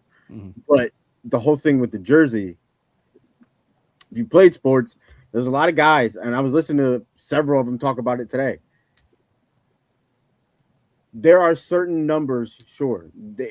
Hell, even the coach with Jayden Daniels, in regards to the whole thing, did not allow the other guy to have that number for a year while he was employed there. But then when Lane Kiffin took the job, no, I don't give a shit. Take the number. You know what I mean? Right. That's how this whole thing came about. Well, and it's interesting too, because, and I can see it from the other side of it too, on Jayden Daniels' side of things too. If LSU made him believe that they were going to retire his number or whatever it might be, then he may have more of an argument, because obviously his lawyers must feel like he's got some sort of argument, because they sent a cease and desist letter to the college. So if you don't do that unless you think you've got a legit argument, you know what I mean? So I don't know how this is all going to play out or how this all really got started. I don't want to cast all judgment on Jayden Daniels here. I don't. But at the same time, it did kind of come off initially when I read this, like, who are you to dictate what this school decides to do with their jersey number, at least? But also, too, like, the school owns the number. Like, let's be honest.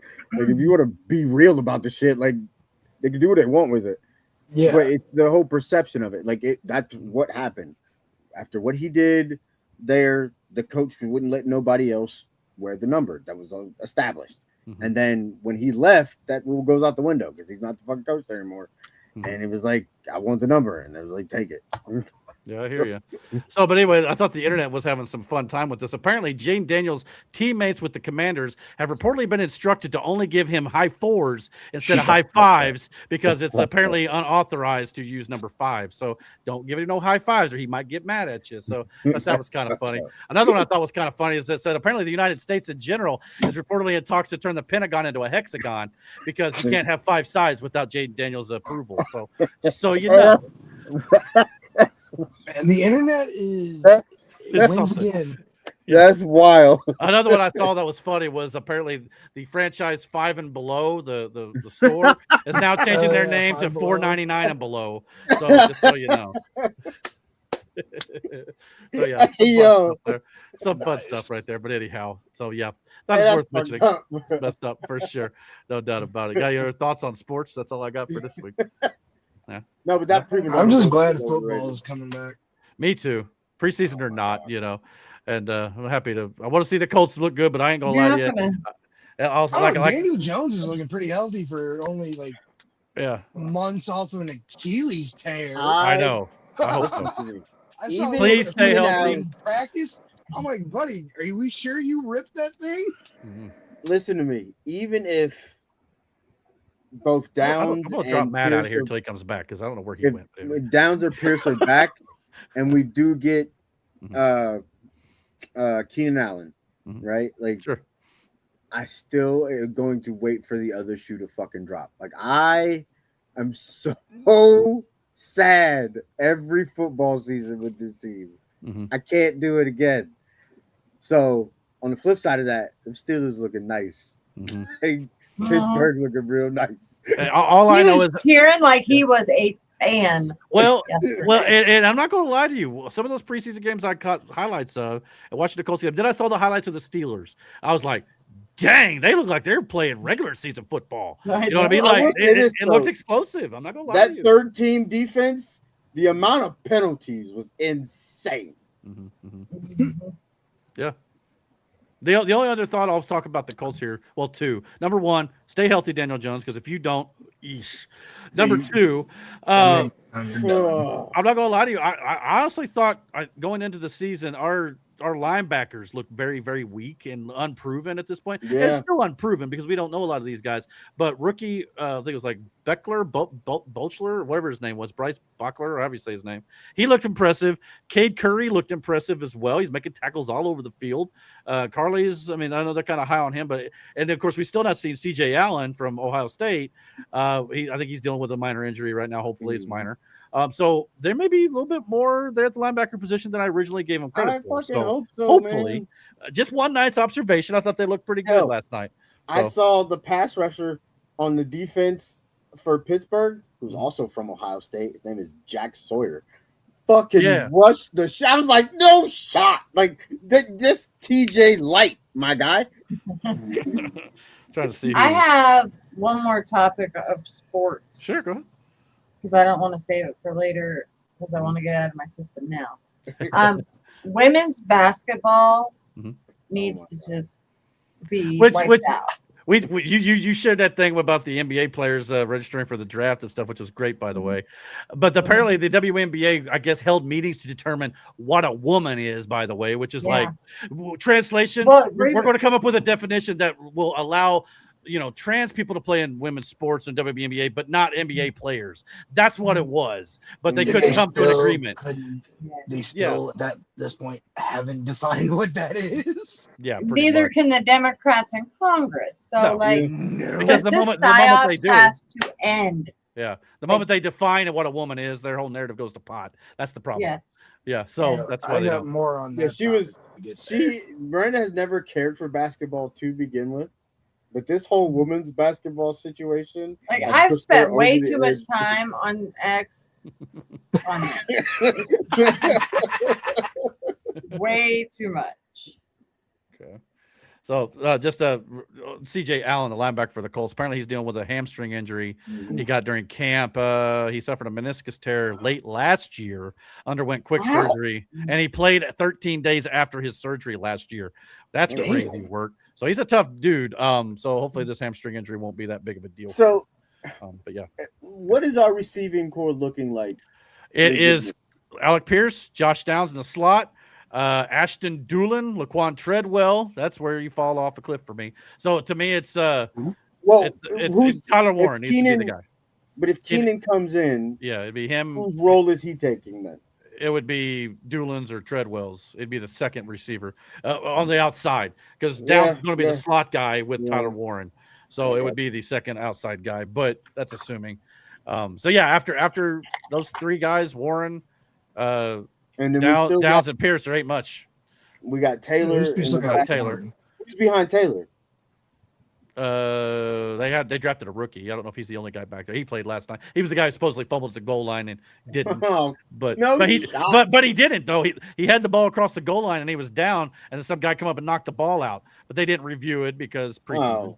If it had been a real game, I think they probably would have thrown the challenge flag and all that sort of Probably. It probably would have been a touchdown had they reviewed it, but that notwithstanding. But yeah, so I don't know, man. I'm hopeful, but as always, but I'm not very high this year. And this is one of the few years where I'm not going in very optimistic. I'm just like, I'm not either. Like, so, I'm not. Yeah. I let my guard down for a moment last season, and then it went to shit. And I was like, well, because again, like last year, they don't win 9. They can win 9 in a row or 8 in a row, no losses, and then the wheels can fall off. So you got to show me at this point. Yeah. And I got to see a whole season worth of it. I'm a genuine question. Do you think McCarthy will finish out this season better than Tomlin normally finishes out this season? Probably. Mm-hmm. Yeah. Well, as long as he does better than 8-8 or 9-8, 9-8, I guess, because he's never had a losing season like Tomlin. Yeah. If he finishes 10 or better, I think that's an improvement. When, like his press conference when he first went, when they announced it, you could see the respect the team had and the city has. I think he's going to do great this year. Okay. Yeah, the boys they look different. They weren't as copy and paste as they normally are. I mean, I get it. It's preseason. It's a bunch of bullshit plays, but like, well, he's changing shit up. Yeah, that's what I'm saying. Though, like, this is that opportunity for you to work some of the kinks out with some of the plays you are running, and that's gonna happen. We're gonna see at some point from the end of the preseason actual, let's kind of iron out the kind of plays, to throw in the playbook. So, like, yeah, they look different out there, and I don't know. I think if there's any year for Pittsburgh to like really make it deep into even the playoffs, or even if they could win, like, it would be Aaron's last year where he's going for it all. He has a coach he absolutely like, and there's another guy they just picked up too. Oh, Tunyon is a guy that he had in Green Bay also. Mm-hmm. So like, and you got DK Metcalf on the other side of that field. You still got Pittman. Fucking, this could be scary. Who's the running back from fucking Pittsburgh? Jaylen Warren. Yeah, Jaylen Warren. You got Washington. Fryer moved. Like, yeah. So there you go. So lots to look forward to in the football season. I'm just glad it's back, and I'm ready for fantasy football. So get your keepers in. But anyway, you guys have been good with that, right? You're all good. Yeah, I'm just trying to figure. No, you're fine. It's just weird for me because, like, in years past, I've had everybody turn in their keepers to me in a chat or whatever. Now no one's talking, so it's kind of like I was like, is everybody good? Like, you all able to get in the league and you all figured it out, right? I got an update on that. What's that? I put in my keepers. Attaboy. You guys still got 2 weeks. So no worries. We can do it in the app. Yeah, you do it in the app. Just don't put them in the chat. You have to do it in the app. Oh, well, I prefer it because, you have to submit them. But the only reason I'm doing it is so nobody else can see what everybody else is keeping, so they can't scheme about, well, if that guy took that guy in that draft round, maybe I can get a pick. It's just kind of I can't even see him. So that's kind of cool. But anyway. All right. I guess I better log in. I gotta log in. At least make sure you can get into the league at least. So if you can't, we'll figure it out. So, all right. Well, we're about to get into movies here, guys. We're still kind of getting some news trickling in from this D23 panel. We're going to get to it in just a second. But before nothing major? Like nothing? Not, well, I mean, like I said, as of right now, they're still going over like their Disney Pixar stuff, which I'll mention a few things about it. But they should be getting into the Star Wars Marvel stuff within the next hour. So it ends at midnight. So we'll have it all within the next hour. So, but we're going to talk about our normal topics I already had full up for the week first. So let's get into it. Here we go.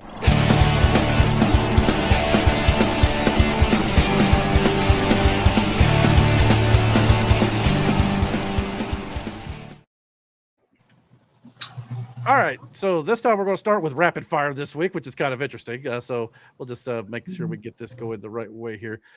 Still trying to navigate this whole bookmark thing. Elon changed on me, but anywho, we have teases from the director.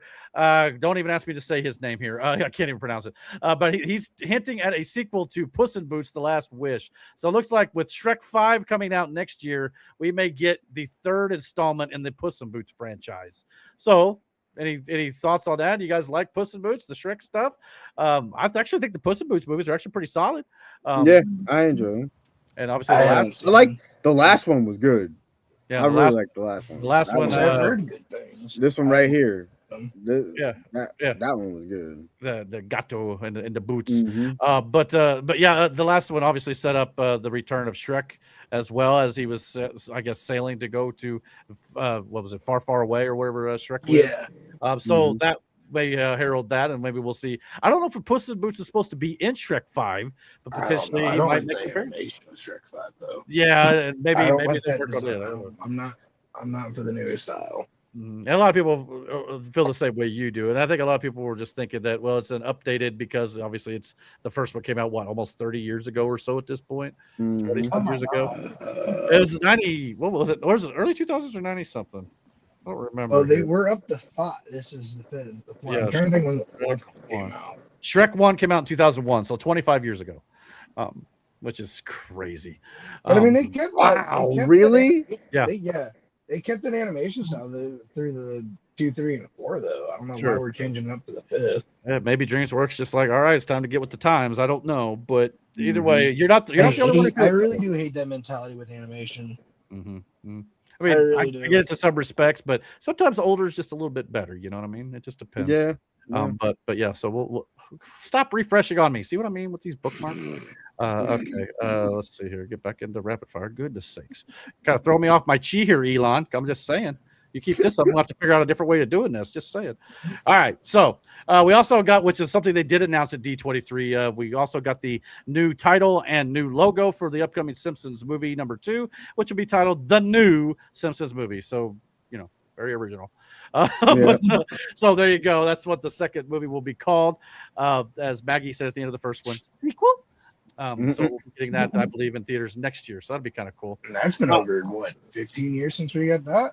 Yeah, exactly. It's been quite a while. We also got a little news this week. Apparently, you know how we've talked about how, Sony has been doing all these villain movies with like Venom and Madam Web and Craven and all this sort of stuff, Morbius. Well, apparently news has come out that Sony cannot launch its own competing live-action Spider-Man franchise while Marvel Studios continues co-producing the MCU Spider-Man films. Apparently, Marvel Studios is kind of wanted to have their own Spider-Man, so while they have theirs, they don't want to have a competing Spider-Man brand run by Sony alone, which they probably feel would tarnish the brand. And to be quite honest, with Sony's track record in a lot of ways, it probably would tarnish the brand. Yeah. And I think Sony has realized that the money is Spider-Man being involved in the MCU.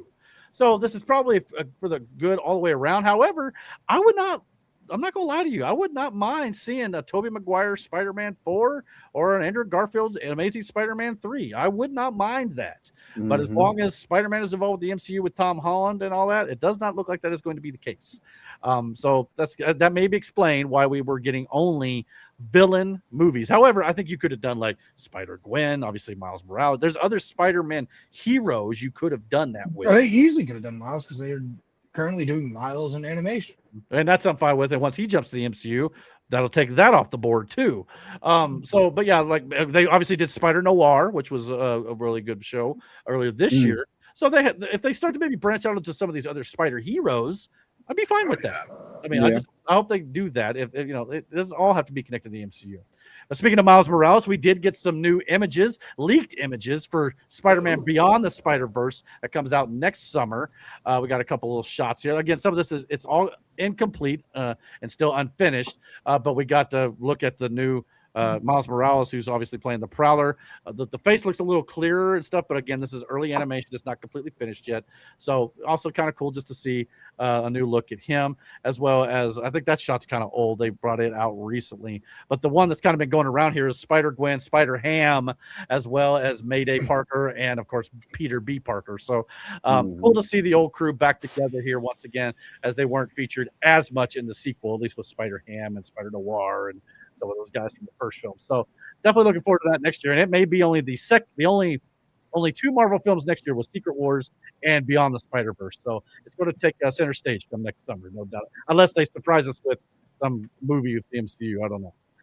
We also got an update on this whole Paramount Warner Brothers merger I wanted to talk about here.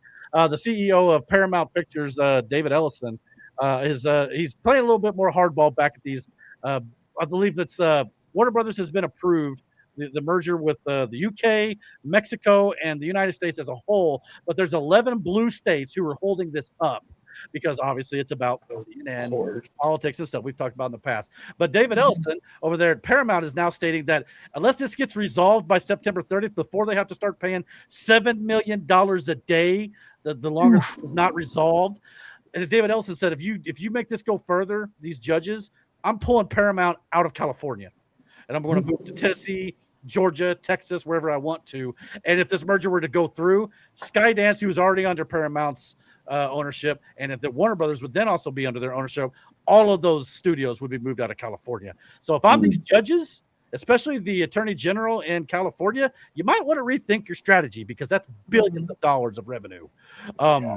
So, and they will recoup that $7 million a day that you make them pay if you push it this far. So it's been approved everywhere else. It's not about what you claim it is, about breaking the law or, too much or lack of competition or anything like that. It's got nothing to do with that. It's all political. Sorry, you're losing, but you might want to knuckle. Lack of competition, my ass. Yeah, exactly. There's also talk that there's more competition nowadays than there ever been. I hope that David Ellison doesn't do this, by the way, but there was rumors and talk that he was actually willing to sell off CNN so they get their way just to get this merger to go through. No. Take it all. You don't need to give them back CNN either. You got their balls in a vice, and I think you just need to pursue this and continue. So hopefully if they it get ultimately this happens where he has to give up CNN, I don't think I'm going to give 2 shits, really. Well, and even if he does, nobody watches CNN anymore anyway. The only ones who do are the left-wing, brainwashed individuals who believe anything that they're told anyway. But I think if he were to get control of it, it would be a good thing because it would balance it out a little bit more instead of just being this left-wing, echo chamber. So hopefully things will go through there. But yeah, good on him for playing hardball. So go Paramount. I am all behind you here, no doubt about it. Speaking of Warner Brothers, though, we also got the casting announcement of Nicholas Hoult, who is currently our Lex Luthor in our DCU. He has been cast to play Gilderoy Lockhart in Harry Potter Season 2, The Chamber of Secrets. So the first season obviously coming to, I believe, HBO Max this December. And now we're already getting ready to film Season 2, The Chamber of Secrets. So good to see a good acting talent here. So we'll see what he can do with the character. So I think he can pull it off. I don't like it. You don't like it? What's that? I don't think he's a fit for Lockhart. Okay. I did see like Nicholas AI. Hoult. Trying to find the words because this is the first I'm hearing of this, and it just like no. Instinct reaction. The character of Lockhart he's a fucking moron. He's a fraud. He's a fraud. He claims to be a wizard of the dark arts, and he's just acting. It's not real. Yeah, the whole story behind Lockhart was he's a genius with memory charms, but that's it. Because what he would do, if you don't remember, is he would get these stories from these wizards that would have done these claims that he claims, wipe their memory of them so they can't refute. Like, no, I did that. That was his whole shtick. Okay. And I don't. I mean, I'm not saying Nicholas Hoult can't do it, but I don't think I could take it seriously as a. The jury's still out for me on his Lex Luthor. I like what he's doing. However, I was not a big fan of his version of Beast in the First Class stuff. It just didn't really hit for me personally. I liked him as McCoy. I liked him as McCoy. Beast, on the other hand, not part of it was the makeup. It just didn't look that great and stuff. Yeah, the First Class looked. Yes, First Class was bad. He was a lot. I think as a character of Beast, he was a lot better. Actually, hot take maybe in Apocalypse. Yeah, I like him probably best. I thought he did pretty good in Apocalypse. I liked him best probably in Days of Future Past, but he wasn't beast very much in that either. No. But, and then I don't want to talk about Dark Phoenix. Yeah. Dark Phoenix and Apocalypse both were not great. Oh, that's what I'm saying. I thought he was actually for that Apocalypse movie. Even though it's not the greatest, I thought he did pretty well for the character in that. Mm-hmm. Well, we'll have to wait and see what he does with Harry Potter, but I think he's got some talent. But I like to see again. I think he's good as Lex Luthor so far, but I want to see more of Lex Luthor next year, Man of Tomorrow. So see what happens there. On the WB front, DC in general, we'll continue with that a little bit here. Waller, starring Amanda Waller, and Paradise Lost, which was supposed to be a series based on Themyscira about the Amazonians, has apparently no longer in development at HBO and HBO Max. So does not look like we're going to be getting these shows after all. So that adds on to a bunch of other projects that have been canceled or delayed under the new DCU brand here, which is leading a lot of people again to speculate about the future of James Gunn and the DCU in general following the flop of Supergirl. However, there is some bright side to this. We'll have to wait and see how all these play out, and maybe they come down the line. But it's also could be encouraging too. With after Supergirl, maybe DC's decided, all right, we need to focus on our heavy hitters first before we start doing these ancillary projects, which I think is smart.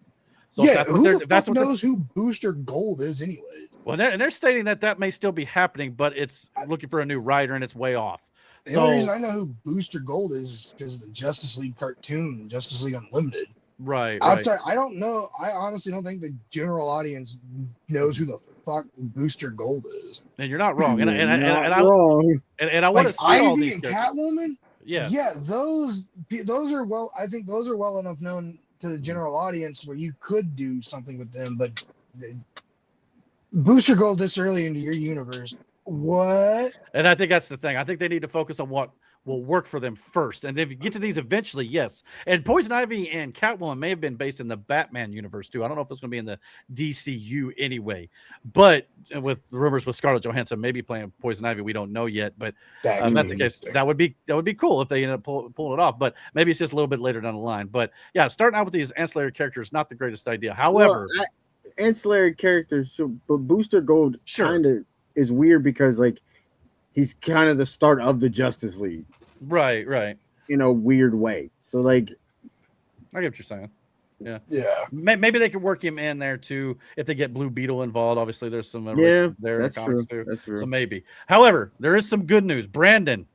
Yes. Sunday is the day. Yep. This Sunday, Lanterns debuts on HBO Max with their first episode. And from everything that we're hearing, Brandon, it's great news. It debuted at 94% on Rotten Tomatoes.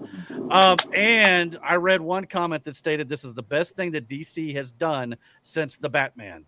So you might be getting your dream, brother. So I'm happy to see this, and I can't wait. I heard it sounds great. And apparently they did release the first 5 minutes of episode 1 online. I've yet to watch it, but I've heard it's great. God. So I may just wait till Sunday at this point since I've got some travel tomorrow and all that. But I'm definitely looking forward to this now after the reviews we're getting.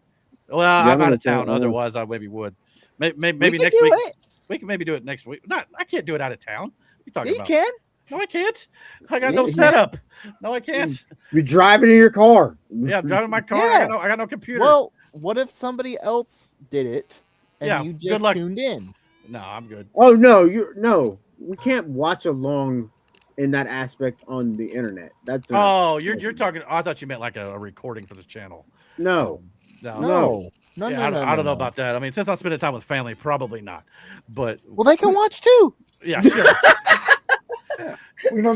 But hey, it's only one episode. Maybe in weeks and next coming up, maybe we can. How long are the episodes? Wasn't it the last watch along that didn't like somebody's friend join in for a split second?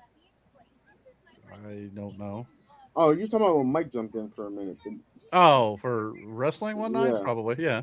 Something. Sure. Yeah, and it was just kind of funny that, kind of offline type thing, but we still had fun. Well, I see what you're saying. Yeah. Well, but yeah, when I go see family, it's mostly me and family. You know what I mean? So kind of okay. But hey, there's going to be 7 more weeks of this. I've got a family. I like to spend time with and enjoy. Sue me. All right? Sue me. Oh, I will. You ain't going to get much. You ain't going to get much. So I don't need much. I just need a little bit. A little bit. Well, there you go. Yep. So anyway, you just have to sell him your Funko collection, Eric. yeah, I got plenty of money there, I guess. That's right. I'm pretty sure you got a rare one that's probably worth like $1,000. Yeah, I don't know about that, but Yeah, maybe a couple hundred, but not that. But anyway, so good news there on the Lanterns front. Also, good news this week, releasing in theaters is supposedly the second best Jurassic Park movie, especially the best Jurassic Park movie in the last few years, from what I've been told. The end of Oak Street, starring Ewan McGregor and Anne Hathaway. There's a knockoff Jurassic Park movie that's better than the last two Jurassic Park movies. That's what they're saying. They're saying it's wild. Some people even say it's the second best one. Apparently, apparently it's Wow. Twilight Zone meets Jurassic Park. So Okay. Wow. could be interesting. That's an interesting comparison from what I've seen in the trailers, but okay. Yeah, they're saying it's a lot of fun. So I think it has about an 84% It of looks Rotten like Tomatoes. it could be fun. Yeah, so they did say they thought it kind of started a little slow, kind of building up the family and their situation, all that sort of stuff. But once it goes, it goes. So They're really gonna throw character building into a critique. yeah, who knew? Hey, brother, Jesus they might end up Christ. turn this into a series. Shit.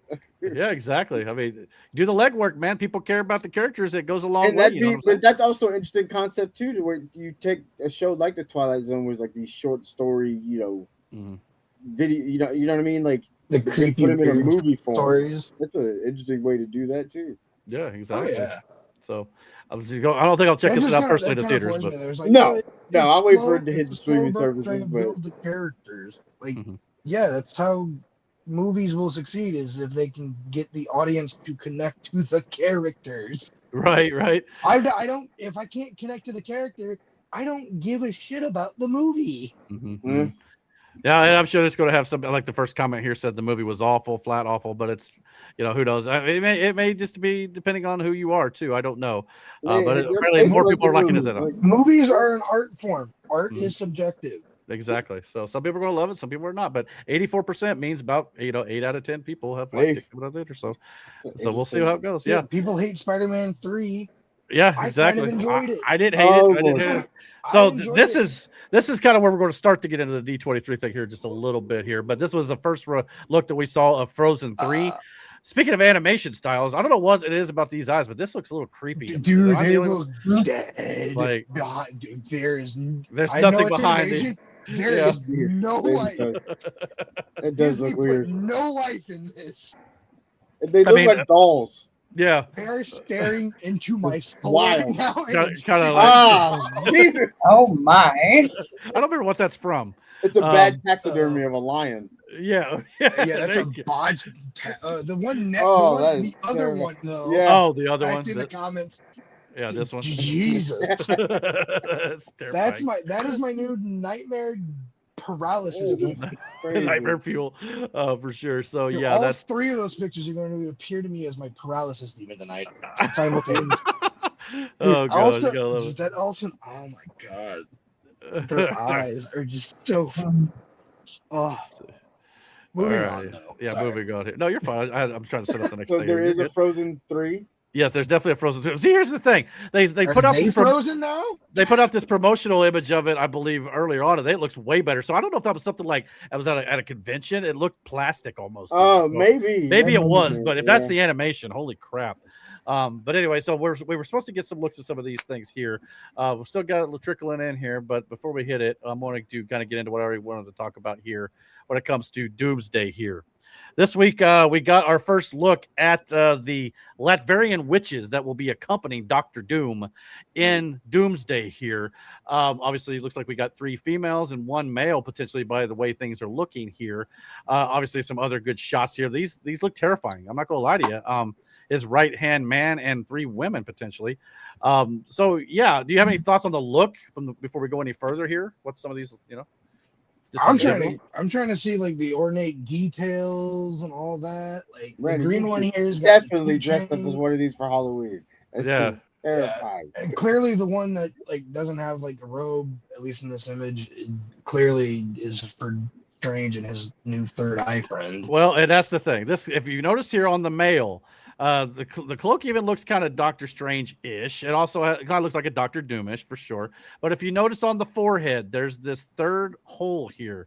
And for those of you who remember, at the end of Doctor Strange Multiverse of Madness, Doctor Strange had a third eye that he could, it would go away and appear whenever. So a lot of people are speculating that this means that Doctor Strange may have went with Clea at the end of that film, looking for, trying to fix incursions that Strange supposedly, caused, and potentially maybe he meets Doctor Doom along the way, and potentially Doctor Doom makes some promises to him, which I'll get into in just a second, and maybe he decides to join the cause to help Doctor Doom save the multiverse, or at least that's what Strange is going to believe.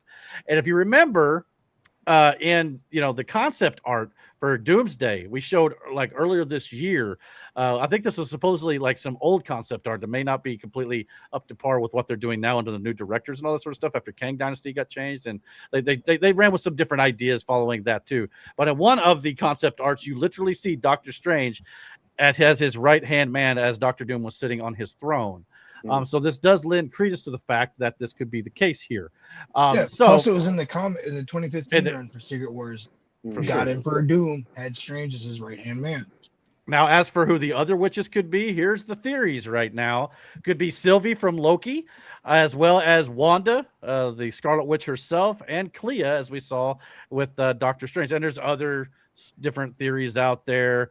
I believe one of them was Agatha. One of them was Lady Death. They were both in the Agatha television show. But I think this makes the most sense personally, since the last time we saw Strange was with Clea. Clea could have been known by Doctor Doom all the way back in Multiverse of Madness, and Sylvie obviously and Scarlet Witch as well as Doctor Strange have this interesting through line here actually. In like the What If animated show and stuff, we know that Doctor Strange lost his love of his life in that show and would do anything to be with her, and ended up destroying a universe to do so. We also became the universe, right? Exactly, and he can't be with her. What was her name again in the Doctor Strange? What's his love interest name? She's played by Rachel. Yeah, I just can't think of her name off the top of my head. But anyway, so he in this universe he can't be with her. Sylvie was also looking for a universe where she could just be at peace and not, and all this sort of stuff. Christine, thank you, man. Guy in the chair, coming through as always. And of course, we got Wanda, who lost her. By the way, I did look that up. I just know. Nailed it. No. And I usually know, but I couldn't think of it. He's flexing on us now. I got you, big flex. And then of course, Wanda lost her children, and Vision, which we'll see more about Vision Quest at some point, maybe tonight. We'll see. So they all have something that they want from the universe that the universe did not give them the way they wanted. What if Doctor Doom meets all of these characters in the multiverse at some point, says, "Hey, you follow me, and I will give you the desires of your heart," as it were, and he manipulates them to turn them against the heroes. Makes sense. It really does. And not only that, in Doctor Strange Multiverse of Madness, he has a conversation with an evil Doctor Strange who's going through an incursion, and literally, I believe in What If they even say that the Multiverse of Madness, Reed Richards tells him, Doctor Strange is the greatest threat to the multiverse. Steven just doesn't know it. So could we be tugging on that storyline? So that's what it appears they're doing, potentially. We don't know for sure, but Doctor Strange almost looks definite to be that in that helmet. Oh, absolutely. I would be more shocked if he wasn't. Yeah, we don't know much about Clea yet. My only issue with is Wanda. Yeah, Wanda. They kind of wrote her off as if she died. Maybe not. Outside of even with the multiverse shenanigans, like it still doesn't really make sense for Wanda, because it wouldn't really be the same Wanda that lost those kids. Well, unless a lot of people don't believe she died in the MCU, or I don't think she died. I think it was pretty clear that she was either cocooned or something. I kind of wonder if Doom got, but yeah. So, and we don't know. Maybe it is a multiverse version. I don't know, but well, time will tell. But I think that does make the most sense based, and not only that, the color schemes in these photos kind of line up with the color schemes of the witches. So it's a potentiality. Hey. Yeah. This is sounding more and more like the Purple Man. A little bit. I see what you're saying. I get it. Yeah, are we making a FNAF reference now? No, it's from Jessica Jones, where literally he entered people's minds and manipulated them, basically. Yeah. Well, there's an entire from what Brandon has told me, there's a whole storyline where he manipulates Tony Stark into doing some pretty heinous things, and this kind of makes sense if we're going along the lines that Doctor Doom is Tony Stark. But potentially, there's a reason there somewhere. That there's a lot of theories going around, like Captain America returning the stones at the end of Endgame could have caused an incursion that destroyed Doctor Doom's home world, which cost him his family, which is why he's pissed at the Avengers. So there could be a lot of reasons you could. Not only that, they're releasing that this Doom, his beef is with Rogers, not Reed, right. Is odd to me. Well, it could be against with could be with the MCU's Tony Stark, the Avengers, whatever. I mean, for all we know, this could, after his little beef with Rogers, it could during the movie at some point, either Doomsday or Secret Wars, he could, I guess, start up the classic beef with Reed. Especially since this is only going to be the second movie that the Fantastic Four is in, and we didn't really do an origin story, didn't really have any kind of mention of Doom in first steps.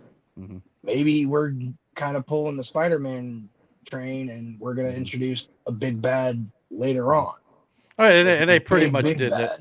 And they pretty much did that with Thanos. Yeah, we had a few teases of him throughout the MCU, but the buildup was with the Infinity Stones. That was the buildup to Thanos. Absolutely. And actually, looking back on the multiverse stuff, the movies they've done, there are things that they've been doing to set up Doctor Doom that we don't even realize yet, based on some stuff I've been listening to this week.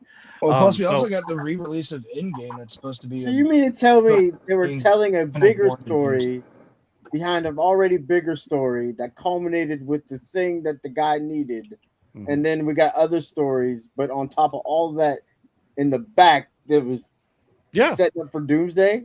Well, originally it was supposed to be Kang, but they pivoted, and I think they're going to make it work for Doom, though, too. That's what they did with Thanos the entire time throughout the original first run of the MCU. That's what I'm saying, but that means they were doing it behind the scenes of all of that. Yeah. A fourth wall break inside a fourth wall break. That's like 16 walls. Yeah, pretty much. And the biggest key here, I think, is going to be Franklin Richards. In the comics, Dr. Doom creates Battle World using the Molecule Man, who's able to create universes and stuff like that. In the MCU, there's a few beings you could do that. One of them is probably Thor's adopted daughter, Love, from Love and Thunder. Oh, yeah. Also, Reed Richards' son in Fantastic Four was celestial in nature. So there are, and that's why we saw him probably talking to Franklin Richards at the end of the Fantastic Four in the post-credit scene. So they have already laid the groundwork for this, more so than I think most people realize right now. That's insanity. Yeah. Well, they definitely dropped more Doom lore for the movie since they had to pivot. Sure. But even before that, I think they're going to take it and make it work. You know, I don't believe before Majors' issues, I don't think we were hitting Doom. It was all Kang. The pivot had to happen. Sure. Like, okay, and you're not wrong. Hitting Doom. Well, let me find the video I watched this week, and I'll send it to you. They made a convincing argument. Again, I don't remember all the details, but based on what they were saying, the stuff that they did even before the Kang thing and they had to pivot, the stuff that they did before, they could still use with Doom, and it will pay off beautifully if done right. So if that's the case, it's going to look like they didn't even have a Kang problem. You know what I mean? So, and I still like what they did with Kang, even though we probably won't ever get to see the payoff, unfortunately, really. But so we'll have to wait and see. Let me get into some of this stuff on the D23. The D23 thing is, like I said, we're supposed to get the X-Men cast potentially. The talk of us now is that the X-Men lineup in the reboot is going to be Angel, Beast, Iceman, Jean Grey, Cyclops, and Rogue will be your team with Xavier and Rogue may even and Rogue may not even be an official member of the team. She'll just have an important role in the story. But it'll be these five on the left here will be the core team. No Wolverine, that's the original core too. Yeah, I think it is the first X-Men team. So that would make some sense too. And a lot of talk right now that Storm may be introduced, but it could be introduced. She could be introduced in Black Panther 3, which makes sense. based on her relationship with T'Challa. Yeah. So that can make awesome sense as well. So we'll see how that plays out. One thing we did get announced before the panel started tonight, Ahsoka season 2 for Star Wars has officially gotten a release date, January 20th of 2027. So we now know when we're going to see the second season of this. Is this worth watching out of curiosity?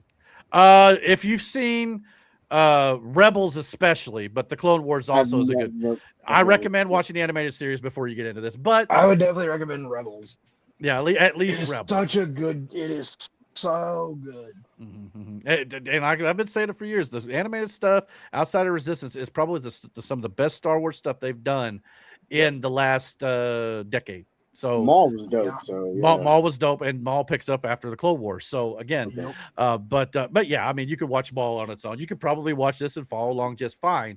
But I recommend it for the characters alone that appear. I would say at the very least, watch season 1 of Ahsoka. Yeah, definitely do that for sure. No doubt about it. So yeah, but and obviously with Marvel, there was also an announcement this week too that Marvel Studios is planning to cut back on their live action Disney Plus shows, except for Daredevil Born Again. That will continue. And they also said potential miniseries under the Marvel Presents and Marvel Spotlight banners may continue too, which would be like one-off specials and specials that you do not have to watch anything prior to enjoy.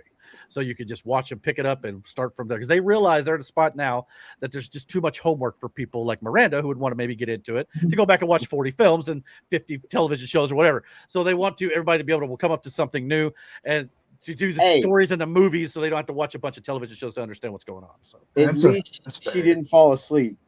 She did.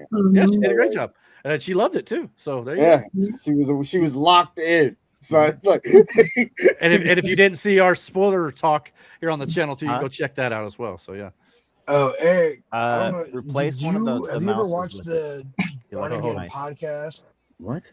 Hold on, one at a time. Aaron, go first. I think you started. Yeah, go ahead.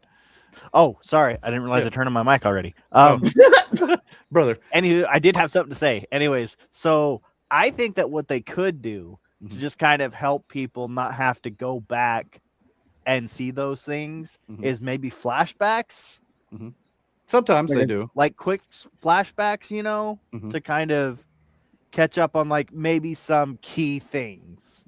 Yeah, sure. I see what you're saying. Yeah, I got you. Yeah, and like in Spider-Man No Way Home, a lot of people did not watch Punisher or Daredevil on Netflix, but the Punisher was in Spider-Man No Way Home, and I think Miranda could probably attest that she followed along pretty well with that character, even not seeing the other shows. So they did it in a way where you didn't necessarily need to know everything that happened with him prior, but you can still enjoy the movie. So I think that's the strategy they're trying to implement there. But if you want to know more, you could go back and watch that other stuff. Even my dad told me after we went and seen it last weekend, he's like, "Man, I got to go watch Punisher now." I was like, "Yeah, I think you'd like it." So. And it gets into his backstory with his family and all that sort of stuff too. But so I think the whole psychosis of it, like, Punisher is a very troubled character. But like Jean Grey said, man, this one's got issues. This one's got issues, no doubt about it. So all right, so let's get into some of this stuff here. There's not a great deal yet, which is surprising. There's still. Oh, hold on, Eric. I was going to ask you, did you ever watch the podcast for Born Again that they have on Disney Plus? No, I didn't watch the podcast. Yeah, because I didn't know they did this either until like later. But I guess they had podcasts or like after the episodes would air. And they kind of like The Walking Dead used to do. Yeah. I watched the last episode after watching the finale. Luke Cage is confirmed for season 3 of Born. The entire Defenders are. Iron Fist too. I didn't know about Iron Fist. I knew Jessica Jones. Elektra's coming back. And speaking of just the Luke Cage thing got me. I was like, ooh. I need season 3. Now. So everything from the Netflix show will be showing back up here. And they speaking of the Marvel Presents and Spotlight that I mentioned a while ago, they may do some one-off stuff. There is heavy rumors they're going to do a Heroes for Hire show, which is Luke Cage and Iron Fist team up. So that and they hinted at that heavily at times in the Defender stuff on Netflix. So it'd be nice to finally get to see that come to fruition. And here's the thing with like my only, because like Iron Fist was the only one I didn't like. Right, and I think it's because the way they tell his fucking story, like his origin story, and then like, Danny came off as like such a baby in this shit. Like, it was just like, ugh. I heard season 2 was better, but I never watched it. Yeah, Season 2 was much better than season 1. I still think there's great potential if they ever do a Shang-Chi 2. You need to put him in that movie. Yeah, like that would make all the sense in the world. And maybe they could build him up before that comes to fruition. And maybe we still can get that. Yeah. Ever since I saw, I can't remember his name, but Luke, like the actor that plays Luke Cage, I watched the show when they did the Netflix round. Dude sold me. Cottonmouth was a great villain for him. Like, I'm still upset that. He was fucking wasting the hot Ollie. That still upsets me. Like, how do you fumble that? Jeff, something here. If Shang-Chi is already a successful, like, I'm just gonna, it's not gonna be accurate, but like new superhero, right? Why not just add him to the second one?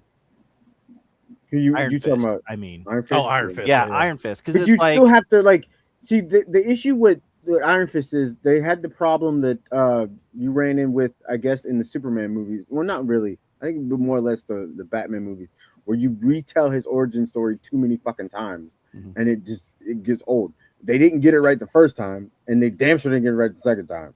So like, but he's also it's actually a really cool fucking character, but like, it just sucks. It's not the same launching point for a character like that. So like, I would love for it to, but it makes sense if you put him in the movie, but then like, who the fuck is he? Yeah. So then don't recon one. Like, I mean, if there was one that was, I guess, more enjoyable for fans or closer to the comic, then just go off of that one and don't remake it. Well, yeah, you could do that too. I mean, it was a possibility. Yeah. But this is coming from somebody who knew nothing about Iron Fist until like, I want to say like a couple years ago. Marvel Rivals? Not Marvel Rivals. I mean, like, he's a pain in the butt in Marvel Rivals for sure. But yeah, just a couple years ago, I had no clue that he was Marvel. I'm going to be honest. When the Defenders came out, I thought that was DC. It looked DC. Yeah, I can understand. But it was definitely grittier. Yeah. And then I was like, wait a minute. Daredevil is Marvel. So what are these guys doing here? And then, and that's another one. Like, they did Punisher in Spider-Man Brand New Day. It's like, can we get Daredevil outside of a cameo in Spider-Man No Way Home? Right. He should be on film with some of these other heroes, in my personal opinion. I think Spider-Man's your best bet for that. Yeah. I think that's your best bet for that. You know what I mean? Then if they can ever figure out this rights issue with Kingpin for whatever reason, I don't remember what it was. It's mostly he can only be on television and not in movies or something. But Kingpin should be a villain in a film. Daredevil should be involved with Spider-Man involved with that too. I don't know. That's my one concern. Punisher even ties in with Kingpin. Like, there's a lot you could do even within Spider-Man's universe. Oh yeah, itself. You know what I mean? Especially now with the way you've kind of quote unquote wiped things in a sense to where, you know, it's set up for a more grittier world in Spider-Man's universe right now. So like, well, and speaking of the TV stuff too, that's my other big concern. The TV stuff in the past, especially during the Netflix days of like Daredevil and all this stuff, and even Agents of S.H.I.E.L.D., rarely really crossed over with the movies that much. And when you've got a TV series like Daredevil currently on television, and you've got Doomsday and Secret Wars, Agents of S.H.I.E.L.D. they mentioned Thanos at one point, but they never ever dealt with the ramifications of the snap. It was almost like it never happened. So if you have Dr. Doom creating a new universe and all this sort of stuff, how much is Daredevil actually going to reference that? That's my big concern.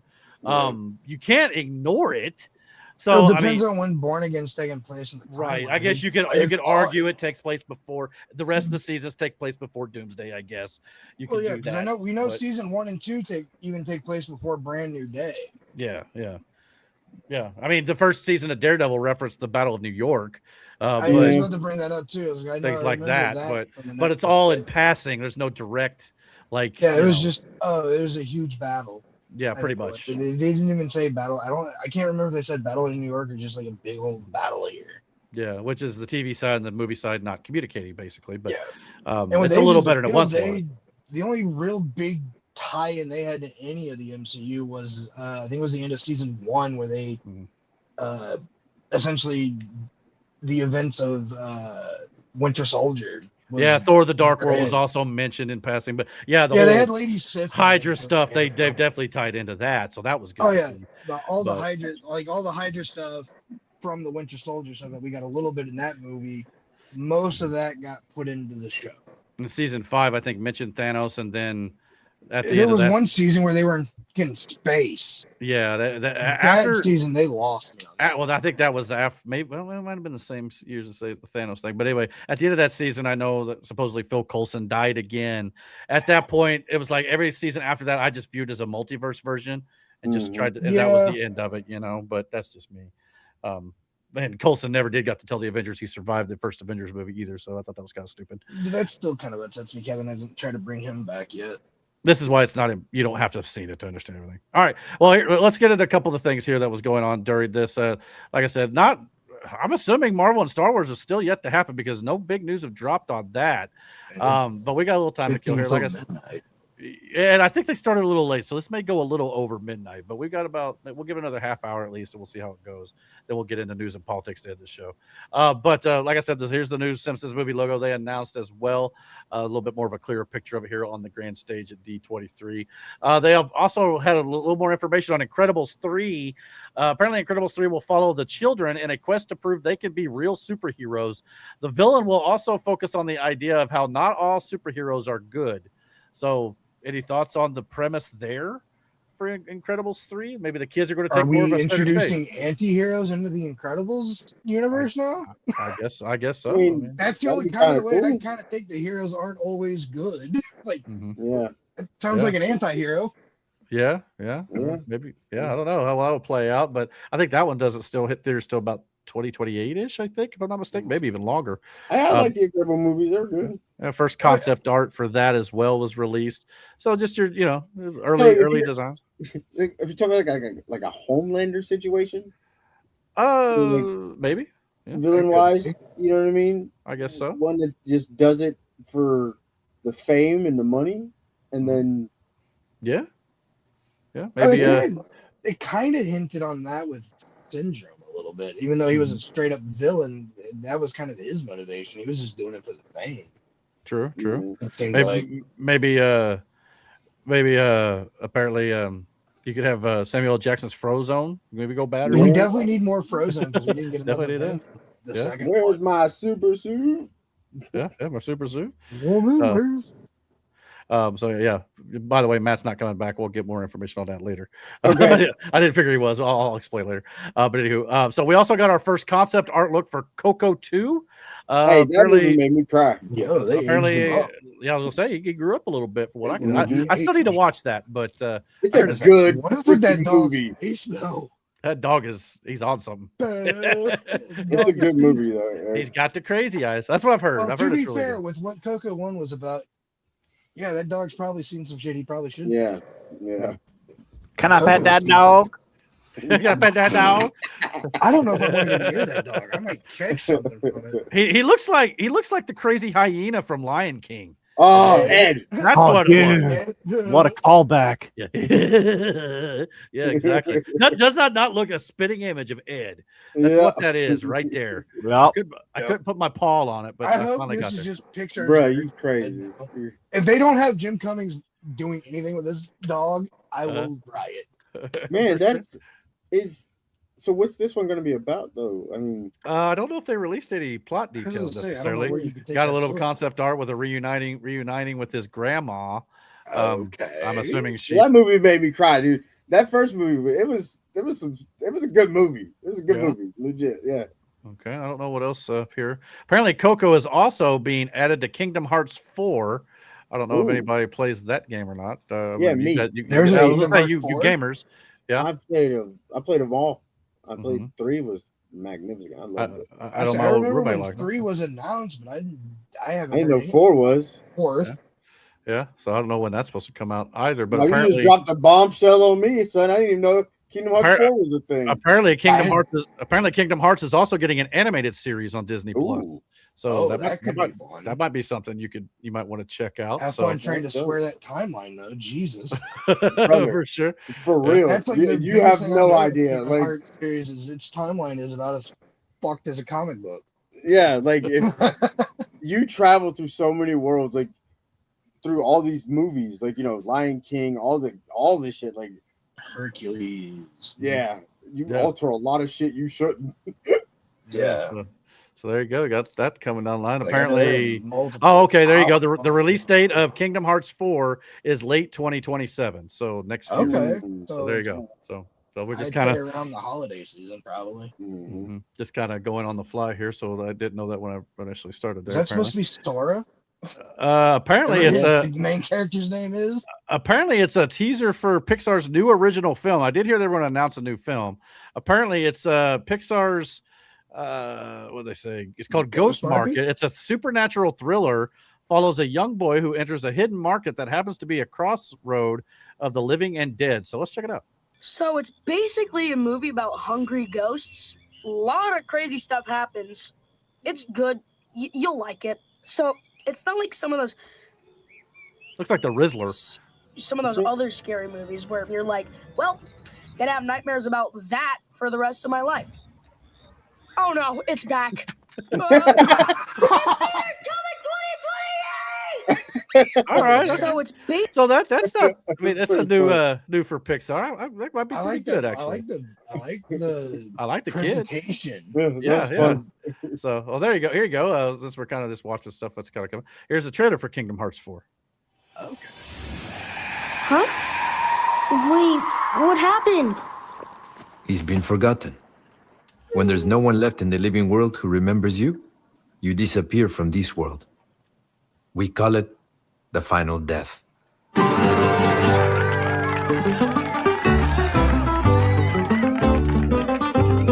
color is the sky? Ay, mi amor, ay, mi amor. You tell me that it's red. Ay, mi amor, ay, mi amor. Where should I put my shoes? Ay, mi amor, ay, mi amor. You say, put them on your head. Ay, mi amor, ay, mi amor. Whoa. Welcome to the Plaza de la Cruz.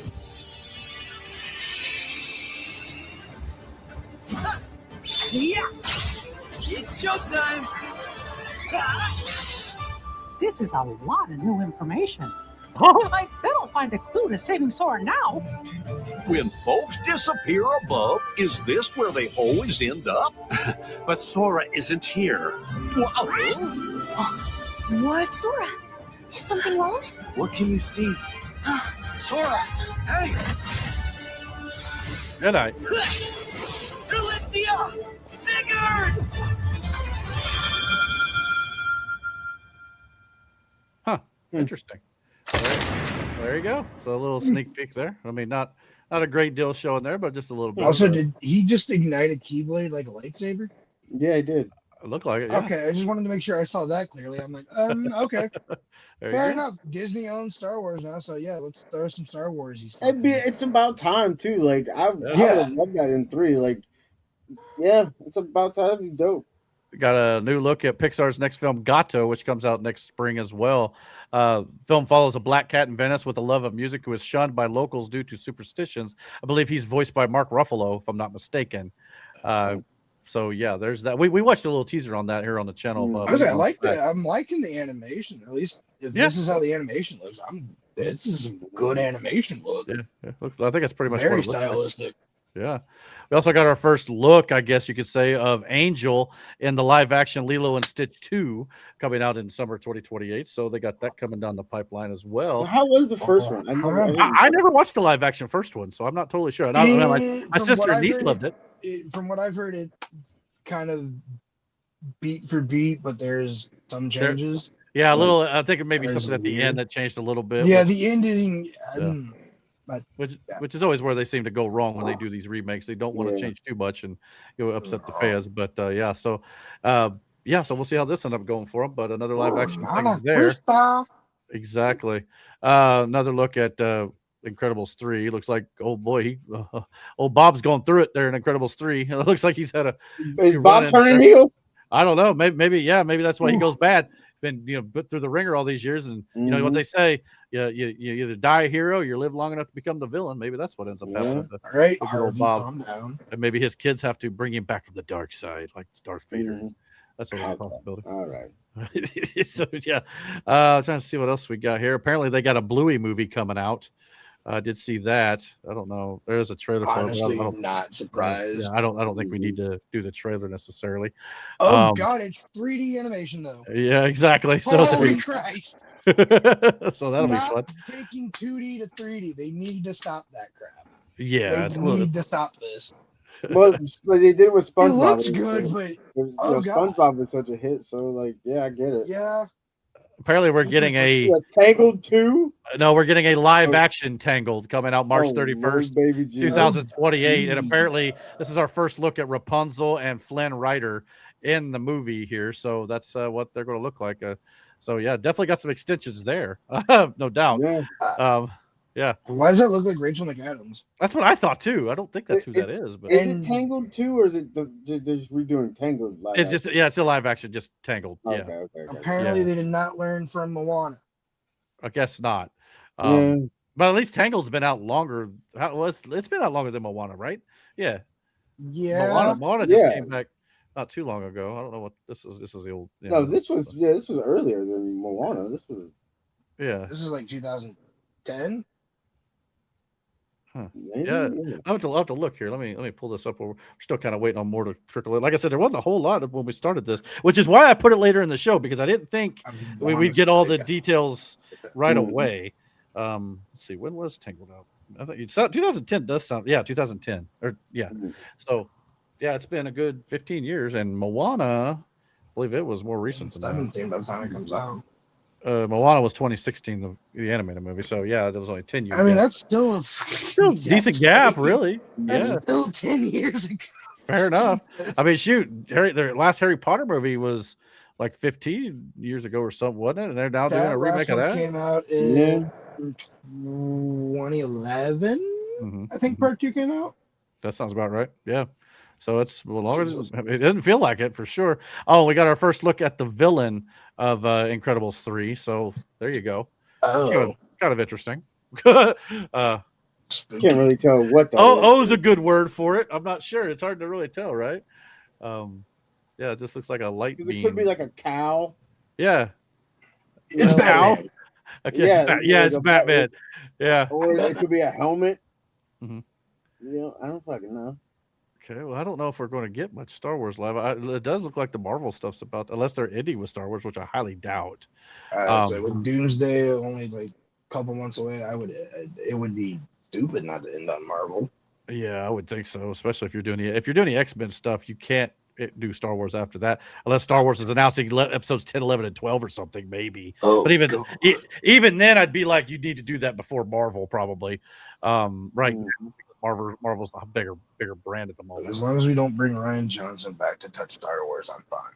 Yeah. So we're just kind of at the moment because one person says here we're about a minute ago they said we're about ready for Marvel. So maybe we'll get some good stuff. But so far, I don't feel like they've really shown a great deal. I mean, they've showed some stuff, but I don't think it's really doing it for me just yet. Am I the only one? Like no big trailers.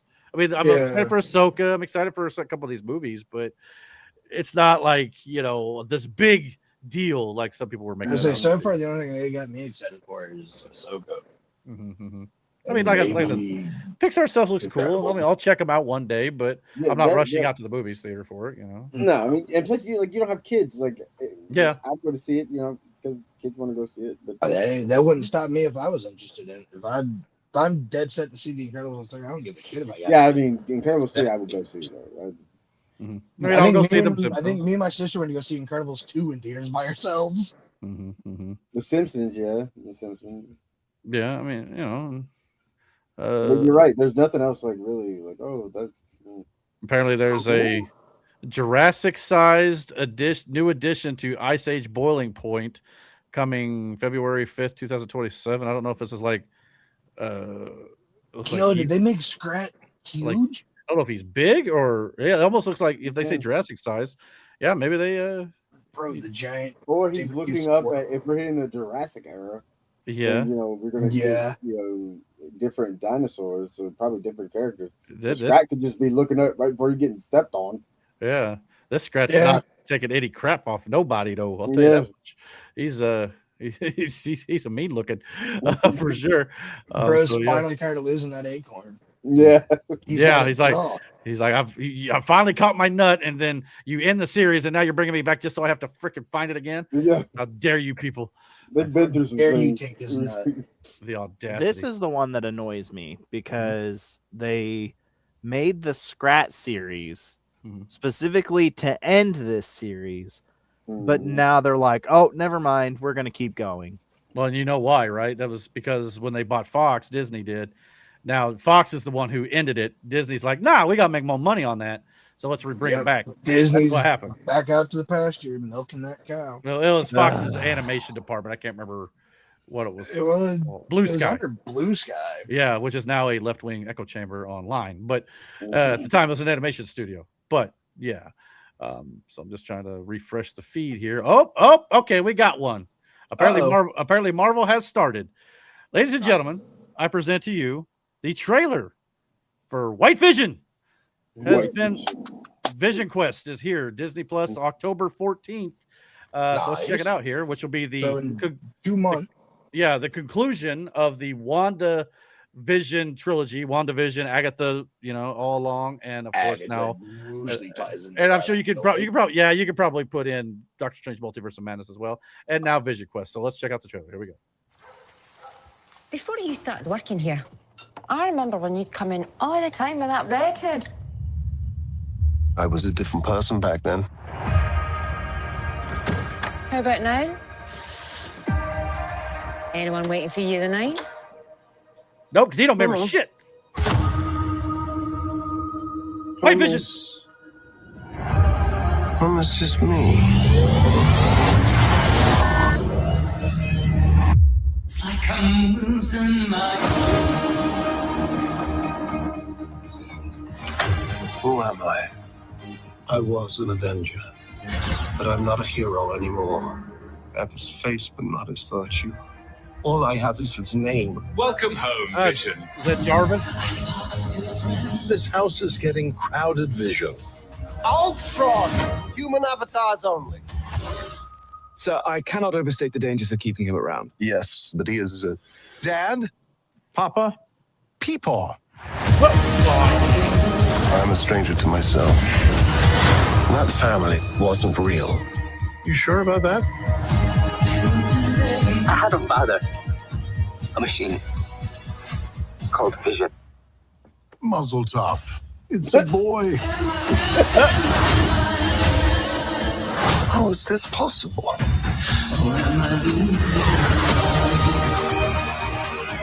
Free us all and save your son.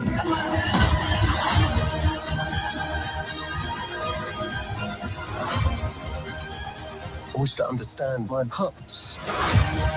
With a genocidal maniac inside your head.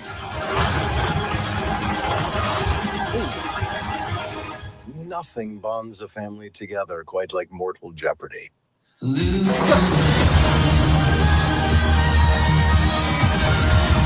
All right. Well, thoughts on It's Vision an Quest? interesting way to tell the story because a lot of this shit is in his head. Yeah. So like, Yeah. wow. Exactly. Yeah. To be able to pull it, and like it I guess it fits that he'd be the one stuck with Ultron. Yeah. Yeah. I'm glad they're Yeah. bringing Spader back though. Yeah, that's cool. They brought Spader back. I don't know if I've ever seen Spader with the big beard like that either. I was like, wait, and then I heard the voice, and I'm like, that is Spader, but that doesn't look like him. Yeah, Also, I know how they're tying in Agatha. I know how they're tying in Agatha as this is being the trilogy. Yes. How Agatha ends. I won't unless. Well, I don't know if that would be spoiler at this point. Yeah, don't tell me because I've not seen it yet. That and Okay. How long has it been now out? I want to watch it. Agatha, it's been Yeah. out probably a good year-ish. Well, then that came out when I was in the shelter. So it's been a couple years. Been a while. But yeah. Well, then Okay, you're now a little now too I'm late, seeing Eric. how I Agatha know. plays into this trilogy now. Okay. Okay. I'm for it. Okay. Okay. Yeah, I'm interested. I liked WandaVision. I mean, Agatha was kind of like, okay, I'll check it out when I get it. But being it deals with at least one of her Wanda's kids, at least, maybe both. I don't know. But wow, definitely they had one. this planned all along, actually. Yeah, so I'm sure this is a long-term goal here. I'm Man, curious. now I really want to talk about the end of Agatha. Okay. Sorry. Sorry. This makes me want to talk about the end. So if I have to step away for a couple minutes, but no. I'll keep it contained. I got you. Hold on, real quick. So Ashley and I had this conversation about when can you no longer say that don't spoil it, and me and her came to a year. If it's been a year out and you still haven't seen it, you were never going on to see you. And even I was before the show started, I was like, if they talk about X-Men stuff, we might get into some Spider-Man Brand New Day spoilers a little bit. So that's only been 3 weeks now. So at the same time, it's like I understand it's on me, but if I can avoid it, I'd like to. I mean, I got 3 weeks, but a year? I know. There's just sometimes you get so behind on all this. Vision. I don't know if this will be spoiler, but I will say Vision is looking for Tommy. Yeah, that's what I figured. Yeah. Well, and the trailer kind of even shows that a little bit there. Yeah. We'll be getting Tommy in this one since we got the other one in Agatha. Yeah, one's Wicked and Speed is the other one. Yep. So I don't know. I'm assuming Agatha probably dealt with Wiccan. I assuming. But it's still a good I think they did the story pretty well. After watching the last 2 episodes. Okay. I'm sold. They sold me on that character. They really did. They made him look really good, and I'm excited. I want to see more of it. Yeah, sure. Apparently, playing off of the whole Deadpool showing up to Comic-Con thing, where he showed up as Gene Pool and his Jean Grey outfit. Apparently, Hugh Jackman sent in a video to the crowd at D23 asking about joining Avengers Doomsday. And I guess Deadpool said, follow the fucking script. So I guess maybe Deadpool's making Hugh Jackman send in this message. Oh, Lord Jesus. I'm assuming. Also, he's looking a bit old in this photo here. Yeah, this is not his. This is not the most flattering image of Hugh Jackman. For sure. So I don't know what's going on here, but apparently they're having some fun. Really thought it was a joke. So do you think they'll be in Doomsday? Yes, I have no doubt. I would say I could see them in them being the end credits. Actually, I don't want to spoil anything, but from what I understand, they're in the I don't know about Deadpool, but Wolverine's in the beginning of the movie, from what I understand. And again, there's a lot of it's theories and rumors right now, but I think I have an idea what their fate's going to be as well. But I don't want to. If you want me to tell you, I can tell you offline. How about that? I'll tell you later. If you want to know, I'll ask me later. But we did get our new look at Doom on his throne. So we got that, which looks very green. I mean, what else can you say? But you guys got any thoughts on that? It looks like pretty the dope. Fortress of Solitude. It kind of does. Yeah, full kryptonite. This makes me happy. Yeah, This is Doom through and through. Put it this way again, and I don't want to ruin the movie for anybody. I don't even know if I know everything, but again, everything I've been reading online, y'all ain't ready if they're doing what I think they're doing. But if you know the comics, you know pretty much what they're doing. But at the same time, for fans who don't, they're in for a treat with this. So when it comes to Battle World and just the way Doom's going to deceive the the heroes and all that sort of good stuff and tying in everything they've done before. So I'm still holding out here before the end of this thing. We get another Doomsday trailer since tickets went on sale. But we're still just kind of waiting on more trickling in. So we're just killing time, ladies and gentlemen. Tickets really went on sale this early. Yeah, 4 months early, almost exact. Now the Infinity Vision went on, which is basically Disney's version of IMAX because Dune took a lot of the IMAX screens, unfortunately. They went on sale a month or two ago or whatever it was. But general ticket sales went on sale today. So we'll be interested to see how fast those sell out. You thought Spider-Man Brand New Day went nuts. I can't imagine what it's going to be. John here, that's projected. Jackson wants to see this shit. So I'm gonna have to actually look in to see if I have to get tickets early to a decent theater to see Okay. it. All right. So we've got a new, looks like a special look is what they're calling it at Doomsday.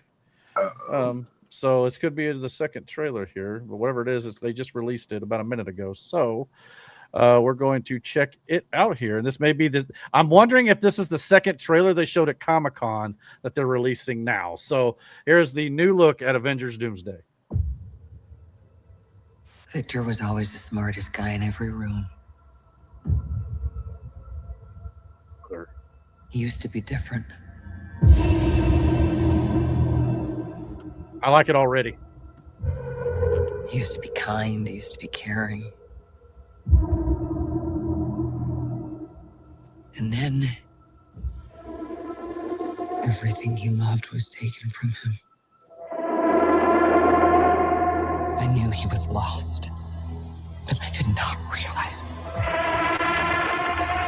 that he was broken. Brother.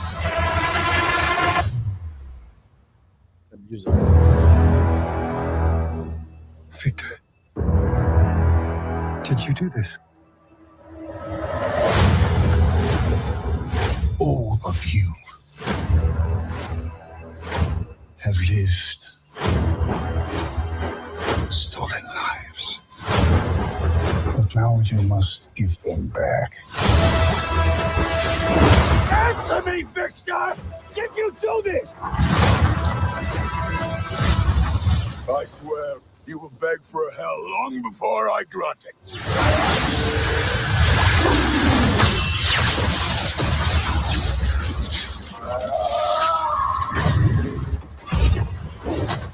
Hell answers to me. For I am Doom.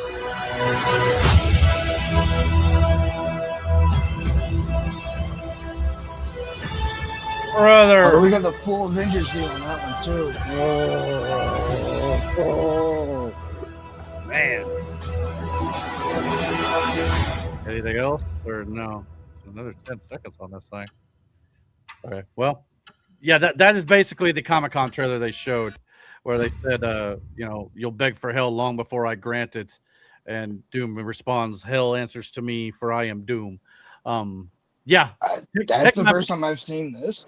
Oh, shit. And I am Fry in that meme. Take my money. Yeah. Take my money Take it. now. Yeah, take it all.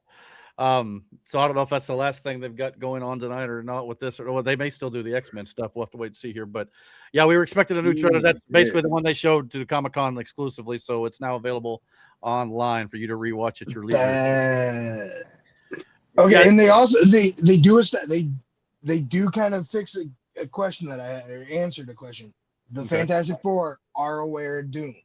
Yes. They know of this Doom. Yeah, I was just about to, Yeah, so Storm even talked so about it. that also kind of confirms that this Victor Von Doom is of Earth 828. That's what I'm thinking too. Yeah, because how would they know him from previously about his previous life and stuff with not? Yeah.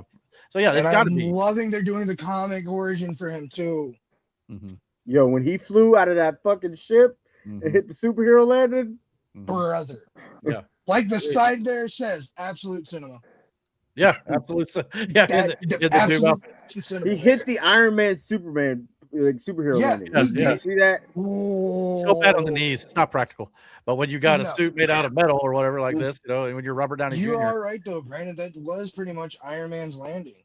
Pretty much, kind of. And again, there's a reason they've cast Robert Downey Jr. for this. But all I know is without taking the mask off, which I've heard he doesn't take the mask off maybe till the end of this movie for the big reveal. For those who don't know, which is like, what rock are you living under? But which I'm fine with, But Robert is playing this, and the accent he's playing this role with, you would not know this is Downey had they not told you. Like no.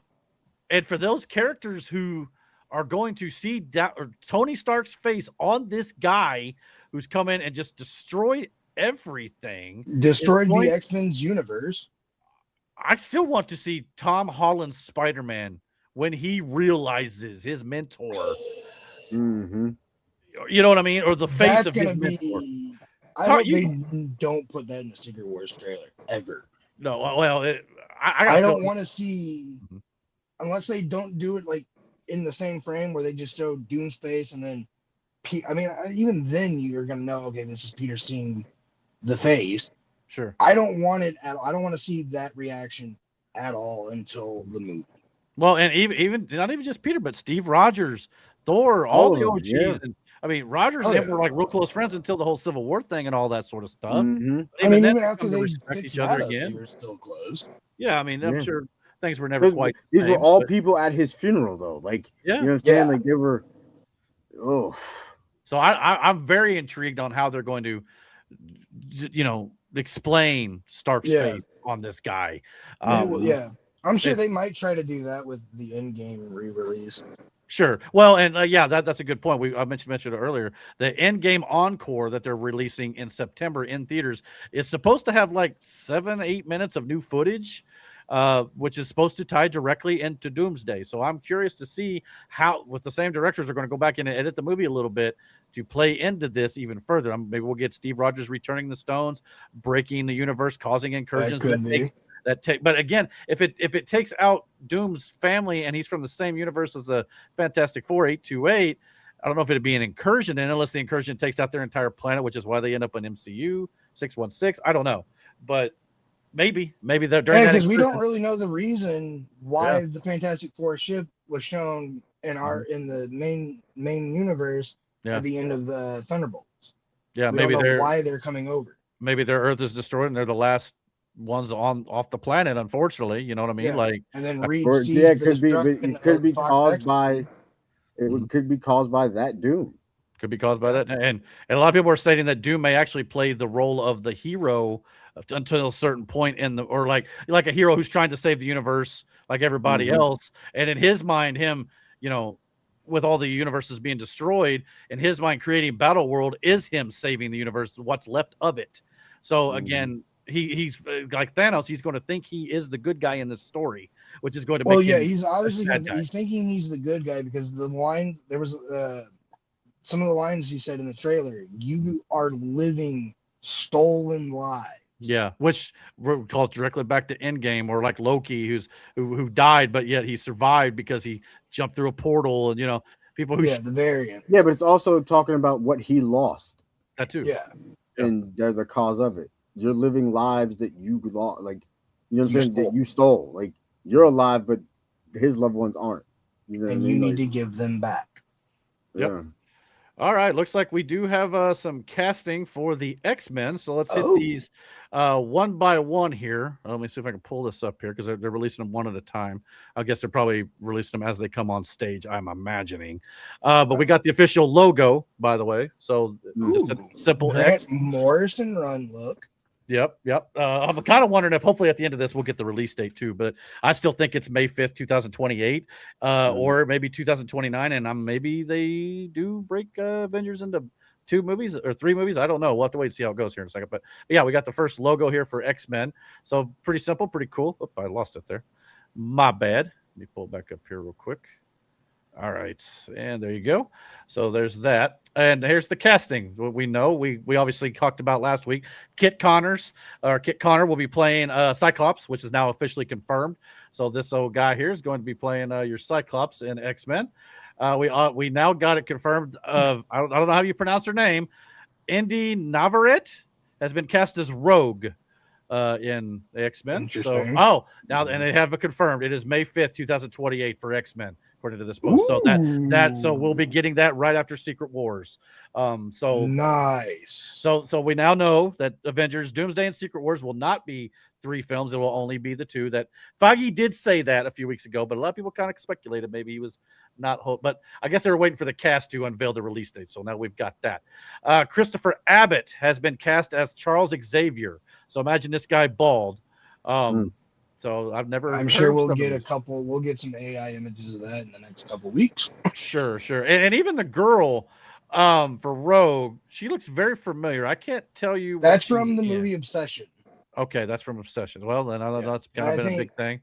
But I think I've don't seen know her if she somewhere did before. anything big before Obsession, but that's her most. This is her. That Obsession's her most recent big film. Comments say she was in something called Trap House. Never heard of it personally. Never heard of that. But Yeah, so she plays the main character Nikki in Obsession. Sure. We also got Adam Driver as speculated as Mr. Okay. Sinister. So there's your villain of the film, I would say, right there. Potentially even more than one film. So Kylo Ren. I'm down for it. I'm down for that. I'd rather it be him for this than I would be for Magneto. See if we get Magneto. We also confirmed last week Samara Weaving has been cast as Emma Frost, so that's confirmed again. Obviously, that'll be interesting to see there. We also have our Storm. Maya Boyd has been cast as Storm in X-Men, so maybe she's making an appearance in the movie after all. Still be interested to see if she shows up in a Black Panther film as well. So what do you think about this one, Brandon? I know you're you really like the dynamic between Storm and Black Panther for sure. Oh yeah, I wouldn't mind seeing her in Black Panther, but like she was a part of the original X-Men, wasn't she? Maybe not part of the first class. Not the original team, I don't think, but yeah, eventually, obviously.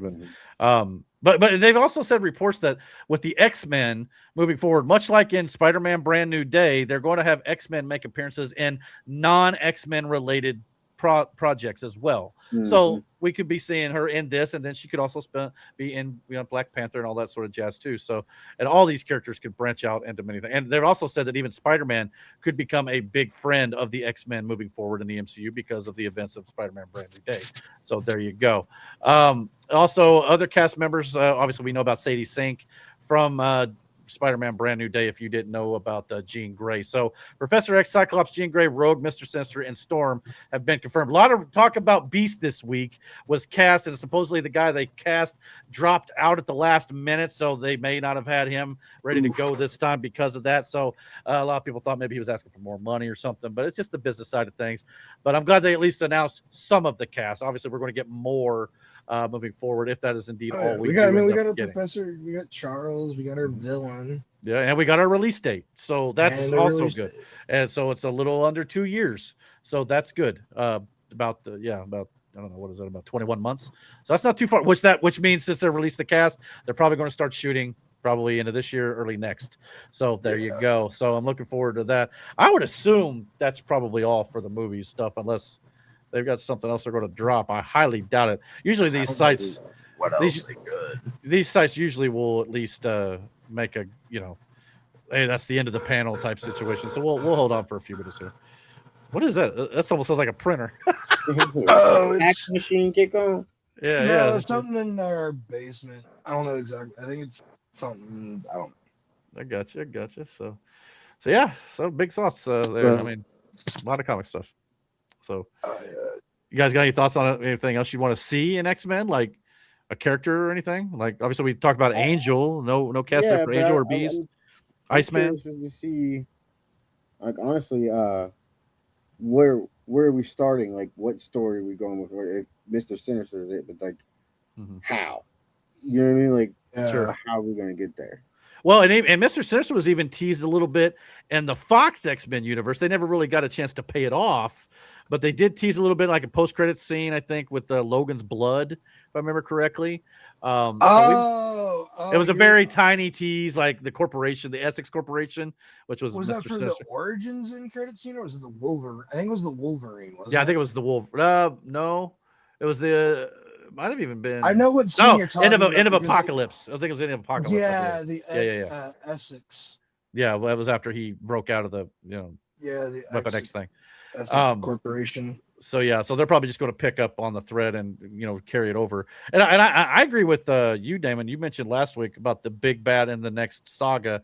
Apocalypse is probably your best bet.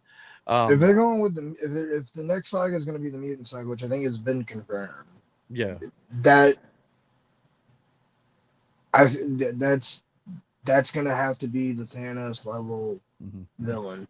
I don't like really saying Thanos level, but when it comes to the MCU, that's going to be a saga ender. Between Thanos and now Doctor Doom, you got a lot to live up to with Apocalypse or whoever. Which, I mean, if you do right, you can. That man is evil incarnate. I mean, it's based on the animated series alone. I mean, he's a menace. So I can't imagine what the MCU could do with him. Yeah, X-Men '97, man. Yeah, I mean, X-Men Apocalypse. That final episode was again, I haven't seen it yet, but yeah. But no, I'm looking forward to that too. But again, if you saw X-Men Apocalypse with the first class cast, that's not a good interpretation of what Apocalypse can be. Yeah, if you've seen the animated stuff, you know what I'm talking about for sure. Or you read a comic for that matter. But and even the X-Men, dude, there's some interesting characters you can bring in with the X-Men. You know? Yeah, absolutely. Yeah, I mean, even on the villain side of the X-Men, there's a lot of interesting characters you can bring in too. I mean, not just with Magneto itself. Like there's still some side characters that are very prevalent throughout the X-Men. Well, there's one that they showcased in season 1 a little. They kind of cameoed him in season 1, but they kind of gave him his own episode in this current season. Exodus, yeah, I think is his name. This scene is mega level mutant. I mean, just Sentinels in general. I mean, yeah, just this is that this God scene shot. pretty much confirms those scenes are taking place shortly after I think the Avengers and X-Men fight, and we're definitely in the Fox X-Men universe here with the Sentinels. You would think so, yeah. I mean, he's raising this many Sentinels. That, to me, at least, easily confirms. Yeah, we're in the Fox X-Men universe. Hell, Magneto alone could take these out, though. You know what I mean? Like if need be under the control of Doom, though. Well, that'd be a lot harder, no doubt. But yeah. Also, I'm glad we got to see Ian McKellen in the helmet. Yeah, and I like how they're giving him the white hair, white beard to kind of coincide with the animated stuff too, which is pretty cool. And it kind of look like Gandalf as well. Just from my nerdy side. Gandalf in my X-Men. Exactly. I got no problem with that. Just trying to see if we're done with this before we move on to. I know Miranda's probably sitting there going, "Can we just move on already?" She's actually not feeling good at all. Oh, well, I'm sorry to hear that, Miranda. Well, we'll carry on without you if you need to tonight. But hope you feel better then. Man, why is everybody getting sick? I hope I don't get sick. I don't want it. I don't want it either. I got enough going on with me. I don't need it. I don't need it from anyone else. I'm in a building full of children. Oh, maybe they are. Maybe they are doing Star Wars last because Star Wars Direct just released this new image of Anakin in Ahsoka season 2. We get more Christensen and and I've even heard Ewan McGregor's in this as Obi-Wan, so I don't know if that means Flashback City or what it means here, but we'll at least have an episode of flashbacks. At least, and they did that in season 2 of Ahsoka a little bit with Anakin as well. That was a good episode. That was a great episode. They kind of gave a lot of. It looks good. Yeah, it is really good. I think you should. I mean, if you like Star Wars at all, it's worth. I mean, that and the Mandalorian. If you're not much the Mandalorian stuff, I like it. I love too. the Mandalorian. I'm waiting for Mandalorian Grogu to hit Disney Plus. It's good. Look, that movie got a lot of crap. Like, oh, it's just a television show they put on. Maybe so, but I enjoyed myself. And both screenings I went to of the Mandalorian and Grogu got an ovation, an applause at the end of both screenings. So people may think, well, it's Star Wars. I liked it way better than I did the last, or not the last Sky. Well, maybe, yeah, I'll say it. Better than the Last Skywalker and better than the Last Jedi and the Rise of Skywalker. Better in both episodes. You both flip those titles. I know it's kind of anyway, but who cares? Though? They're just. It's supposed to be fun, guys. It doesn't have to be like. Everything doesn't have to be. It doesn't have to be Empire Strikes Back every time too. And the show was good. That it doesn't have to be an A24 film. Yeah, exactly. And another look at the show was good though. The show held all the dark, grungy shit you wanted. You could have had a fun movie. You know what I mean? To play off of that. Yeah, I'm gonna watch it when it goes. Yeah, it's definitely. I bet it does banger numbers on Disney Plus. Oh, it will. Yeah, no doubt, and I've seen it a couple times already because it is on digital now. So I'm happy we getting Force Ghost Annie back. Yeah, well, the first time since Return of the Jedi. Well, not really. First season of Ahsoka had him in there, Force Ghost. Not as a Force Ghost. Yeah, it was at the end. But you didn't see him talk really much as a Force Ghost yet. I don't think. You remember the very ending? I don't want to ruin it, but yeah. Again, like Aaron said, I may have to rewatch that because I don't remember him. Yeah, last we saw as a Force Ghost. Yeah, last we saw of him, he was watching over Ahsoka on the planet they were marooned on. So. Oh, I remember that, but I don't remember actually seeing him as a Force Ghost like that image had. Well, That's my only thing. I'll have to rewatch it. The World Between Worlds. Gotta rewatch it anyways before the season. That's the other thing. Brandon watching Rebels, you'd get a backstory on World Between Worlds. Okay, well, I guess that is where the World Between Worlds is introduced. Okay, well, Brandon, if you got any interest in Ahsoka, maybe this will wet your whistle. We got the first trailer for Ahsoka season 2. So let's check this out and we'll talk about it. Here we go. Tell me, Ahsoka. What troubles you?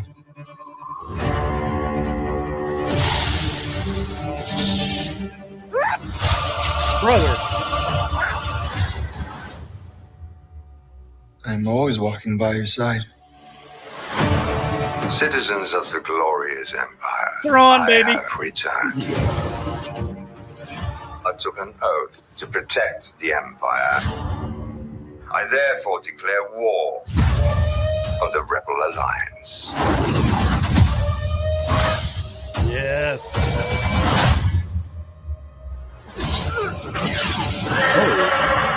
Witches. Out of vision. Yep. What did you see? More. More and more danger than I thought. Balin claimed to have knowledge of a power, Master! one that could end wars.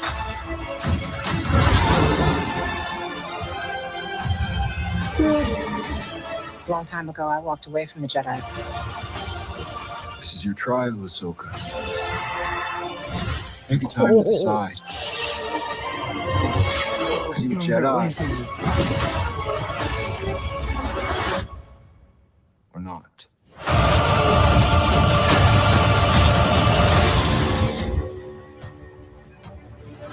All right.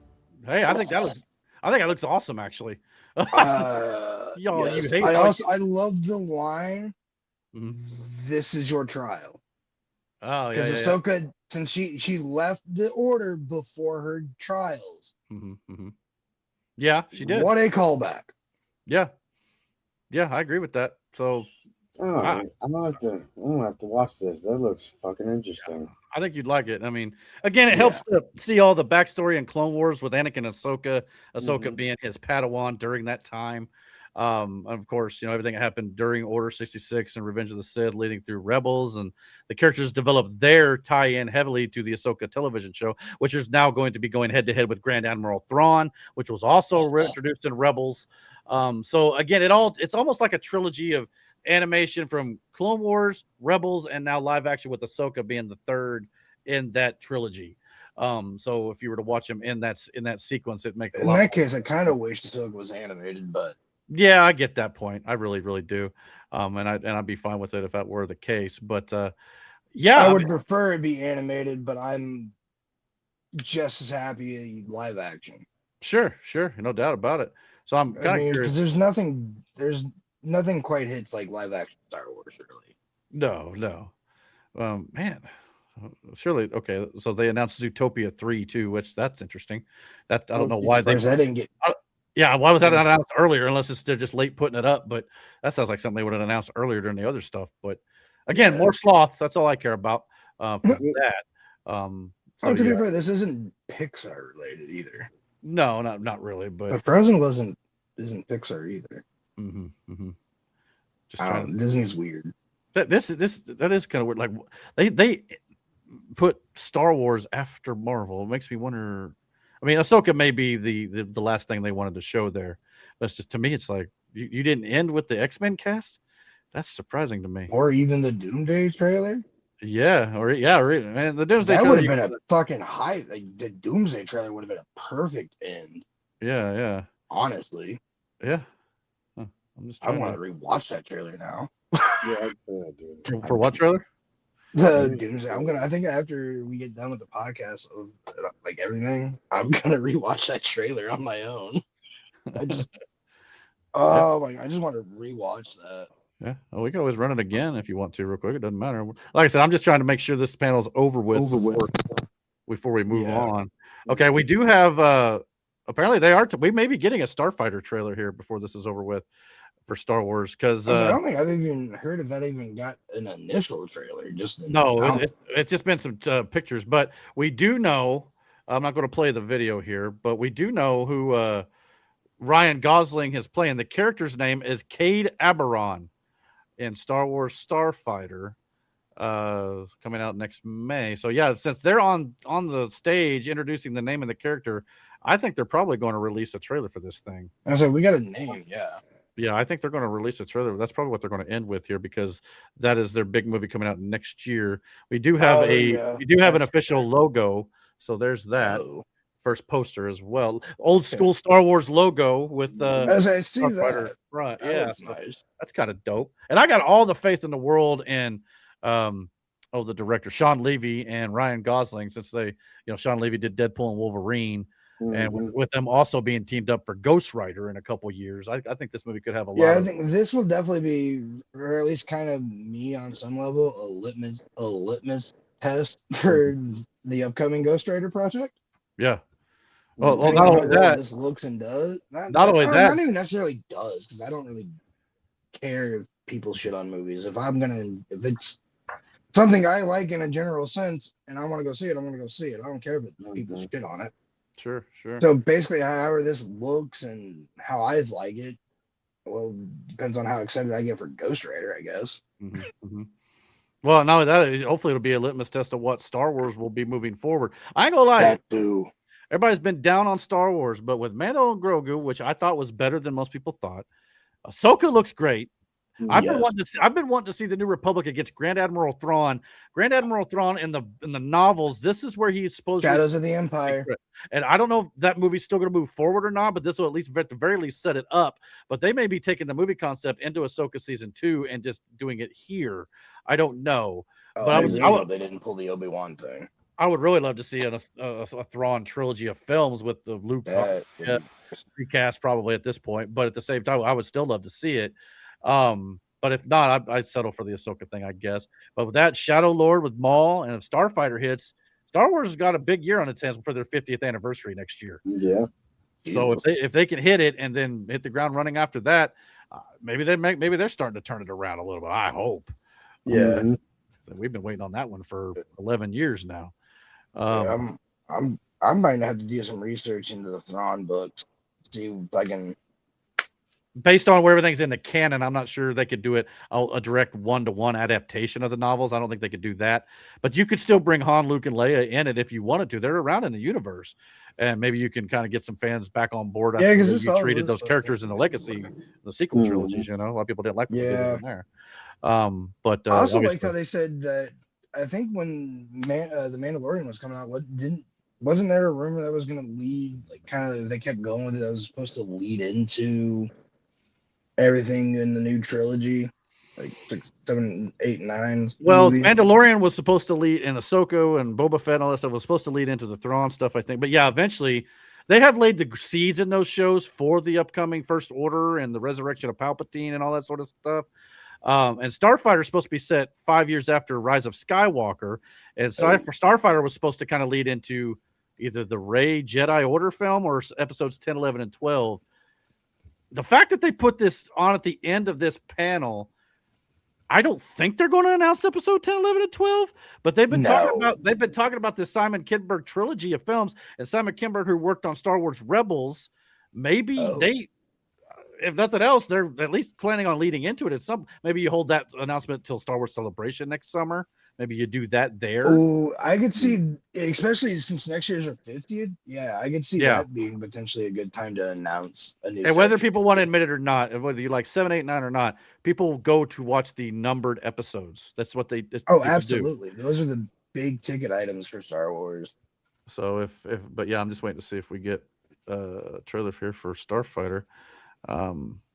Oh, okay, that's who we were looking at. Also, I didn't know the guy that did Rebels was supposed to get a set of trilogy. Yeah, well, he produced some of the X-Men movies back in the day too.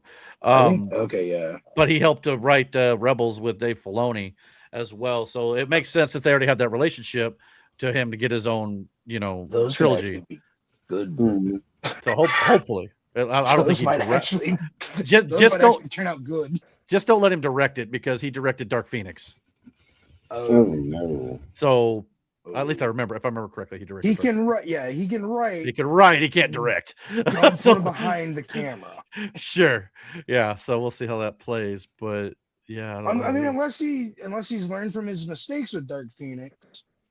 I mean, possibly, but that's a lot of mistakes. Keep him in the writer's room. Yeah, exactly. Or on the producing side of things. Yeah. Just have him and Filoni go off to some campground and write out a set of trilogy. Exactly. I don't know why I keep saying a set of trilogy. Yeah. Still awake over there, Brandon? You look like you're about to fall asleep, brother. No, I'm good. We're surprisingly we're only 3 hours into the show. I'm just thinking this whole this Star Wars is deep. Like, yeah, it's deep. When you guys talk about it's so many interconnecting lanes. Mm-hmm. But well, and it's weird because if you watch just the movies, like 1, 2, 3, 4, 5, and 6, not necessarily in that order if you're a first time watcher, but those 6 films tell one complete story, and then it kind of branches from there. Well, 1 through the numbered movies 1 through 9 is the Skywalker saga. Sure, you could watch it like that. But if you wanted a bridge watch, there's been on the internet for a while now the different methods to watch the Star Wars. You got especially chronological order, the machete order, mm-hmm. which is you watch. I think what was it? It's like you watch 4, 5, 2, 3, 6. You some people don't want to watch one altogether. Yeah, I get it. That method just skips one entirely. My problem with that is 1 does set up the idea of the chosen one and all that sort of stuff too, which I think is vital. But it gave us midichlorians. And it gave us Jar Jar Binks, so I understand. But yeah. Hey. Oh, okay. He pops up in Ahsoka 2, helping Thrawn. Well, I mean, Dave Filoni was on Darth Jar Jar theory. Dave Filoni, who is now the head creative of Star Wars after his work with Clone Wars and Rebels and now Ahsoka. He was on stage to discuss new projects. So again, we saw the Ahsoka thing, and we saw at least the name of Starfighter. So I don't know. I kind of wonder if he's got more here. Like I said, they kind of started late earlier. They brought out Filoni. They brought out the big gun here, like legitimately. Yeah. He's the man right now. So Kathleen Kennedy's gone. Yeah, and a lot of people think, well, he was just kind of her underling a little bit, but at the same time, the stuff that he's done story-wise, especially when it comes to the lore of the Jedi and the Sith and the Mandalorians, I mean, the stuff that he's really gotten deep on, he understands Star Wars far more than Kathleen Kennedy could do. Yeah, he studied under George. Yeah, he's the apprentice, as it were, and now he's the master. He is the what's the phrase? He's the torchbearer. Yeah. Who's now George, either officially or unofficially, passed the torch to Filoni when George kind of got outed by Disney. Yeah, I agree. Come on. So let me know if this is over. When it comes to Star Wars, anything Filoni is involved in, I give it a bit more grace. Mm-hmm. When it comes to Star Wars, if it's got Filoni's hands on it, I'm a bit more lenient with how it goes. Mm-hmm. Yeah. Trying to see here. I don't know. I would say, in Filoni, I trust. Mm-hmm. They did show a sneak peek of Starfighter to the crowd, at least. I don't know if they're going to release that online though. This may be a crowd exclusive. D3 exclusive or D23. Sure.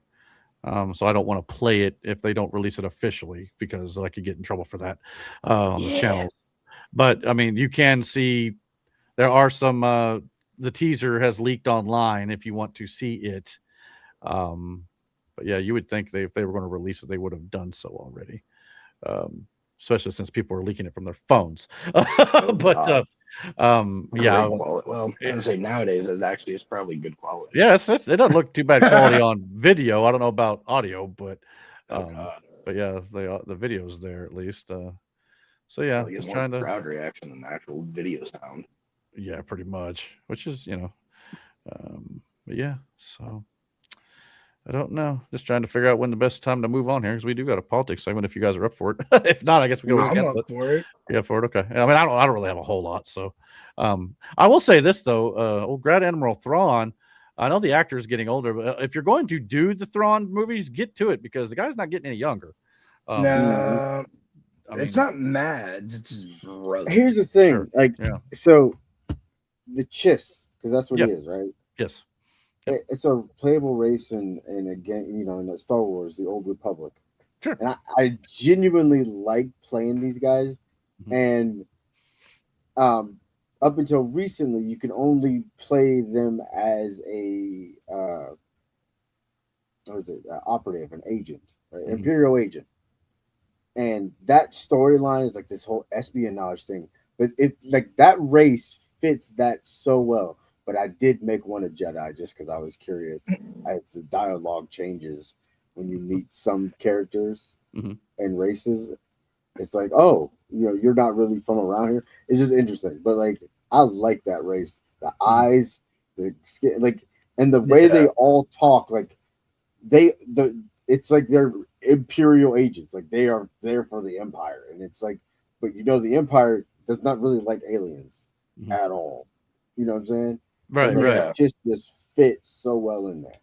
Oh yeah, like that, and that's kind of like the espionage stuff. Like when Thrawn is introduced in Rebels, it kind of takes that espionage vibe. Like the whole point, because he's like a great military strategist, right? Like, he's Grand Admiral Thrawn. Yeah, he earned Grand. He earned the Grand Admiral. Always way ahead of the opposition, which God, is something dude, I am looking forward to. Did him so much justice. Right. Yeah. Well, and I know in Ahsoka season 2 they did confirm that Grand Admiral Thrawn will go head to head against what was his name? Bridger? No, Admiral Akbar from Return of the Jedi. Really? It's a trap. Yeah, exactly. So we'll get to see them militarily go, which we know Akbar dies in Last Jedi, so we kind of know at least he survives. He gets sucked out the window when they blow, with Leia flies out the window too, which not a great scene in my opinion. But at the same time, these two guys on the battlefield could be great to see. Just having Thrawn do more than he did in season 1 of Ahsoka. Yeah. Which, I mean, they introduced him late into it, but let me see. Now I just want to rewatch Rebels too. Definitely worth a watch. Such a good show. Good show, for sure. I think I've watched it start to finish at least 4 or 5 times now at this point. Jesus. I gotta watch. And I still find enjoyment out of it. I still find new things like, oh, that's cool. But like in Miranda's case, where she's like, there's all sorts of homework for some of these things. Unfortunately, Clone Wars and Rebels is a TV series which has got multiple episodes, multiple seasons. So it is a slog if you're looking to just catch up. But they're worth it. I mean, I think they are worth your investment and your time. I mean, I'm sure there's a list. So Brandon would have to go through all of 7 seasons of the Clone Wars. Well, I've actually got a list. I could probably actually send Brandon. They're all on Disney I'm sure Plus. There's a list of them, like Ahsoka specific episodes. Yeah, well, I've got one that's like an abridged watch too, where you get the important stuff and you don't have to watch the other stuff. So definitely need to like. Yeah, I don't have season 7 is I can't remember what episode it starts with, but like when they start the Siege of Mandalore, from that point on is like. Well, I've even I would almost say mandatory watch. I've even personally, with my own edit of Revenge of the Sith, I put in the last 4 episodes of of Clone Wars, and I've put it inside the Revenge of the Sith movie, so it's a 4-hour supercut of everything mixed together to where it all makes narrative sense. Yeah. But that was a lot of work. Because a couple of those episodes definitely because those episodes take place concurrently with the movie, so it makes sense to have how Revenge starts in season 7.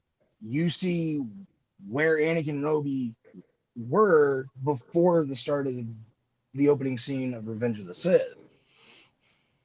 Yeah. Okay, I'm starting. So to think it all like everything after that point, is happening concurrently with Revenge. Yeah, which is great because it has Order 66 and all that stuff from her perspective. And oh my god, that her POV of Order 66. Yeah, wow, sad. I'm starting to think this thing is over. But Yeah. I'm starting to think so because I'm not seeing a whole lot of great. But usually I'm just wanting to see that one tweet that says, "All right, panel's over, everybody go home now." But I've not seen that yet, and I don't want to miss something big. But it's I mean, it's getting kind of quiet, unfortunately. I think. But yeah, a lot of big stuff though. I mean, it got bigger than I thought it was going to be. You got some trailers in there and some movie news items, and so Mother Gothel. Okay, that's Catherine. Oh, it was from Vision Quest, I think. Sorry, it was Tangled. Oh Mother yeah, Gothel's Tangled. Oh, they got Catherine Hahn. Agatha playing her. Yeah, Yes. Catherine Hahn. Yeah. Yes, she is so good.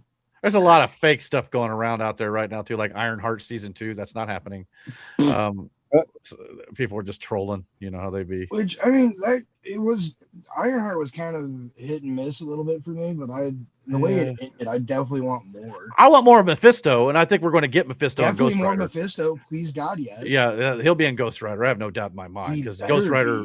It doesn't. I mean, Ghost Rider makes a deal with Marvel's version of Satan, so Mephisto is that. So yeah, that makes all the sense in the world. So I'd be surprised if he's not in it at this point. Yeah. So, but yeah. All right, I think Baron Cohen's nice. Yeah, he plays Mephisto good. I think.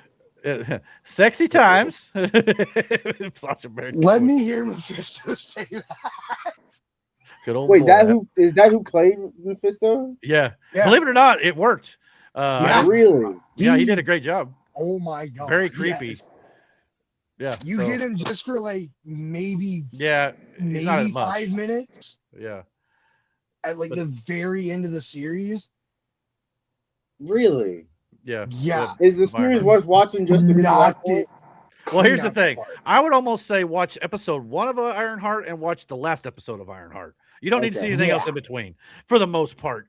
Like, I mean, all she really does is go through some. I think her Mark suits get she gets more upgrades and stuff like that, but it's really kind of skippable otherwise.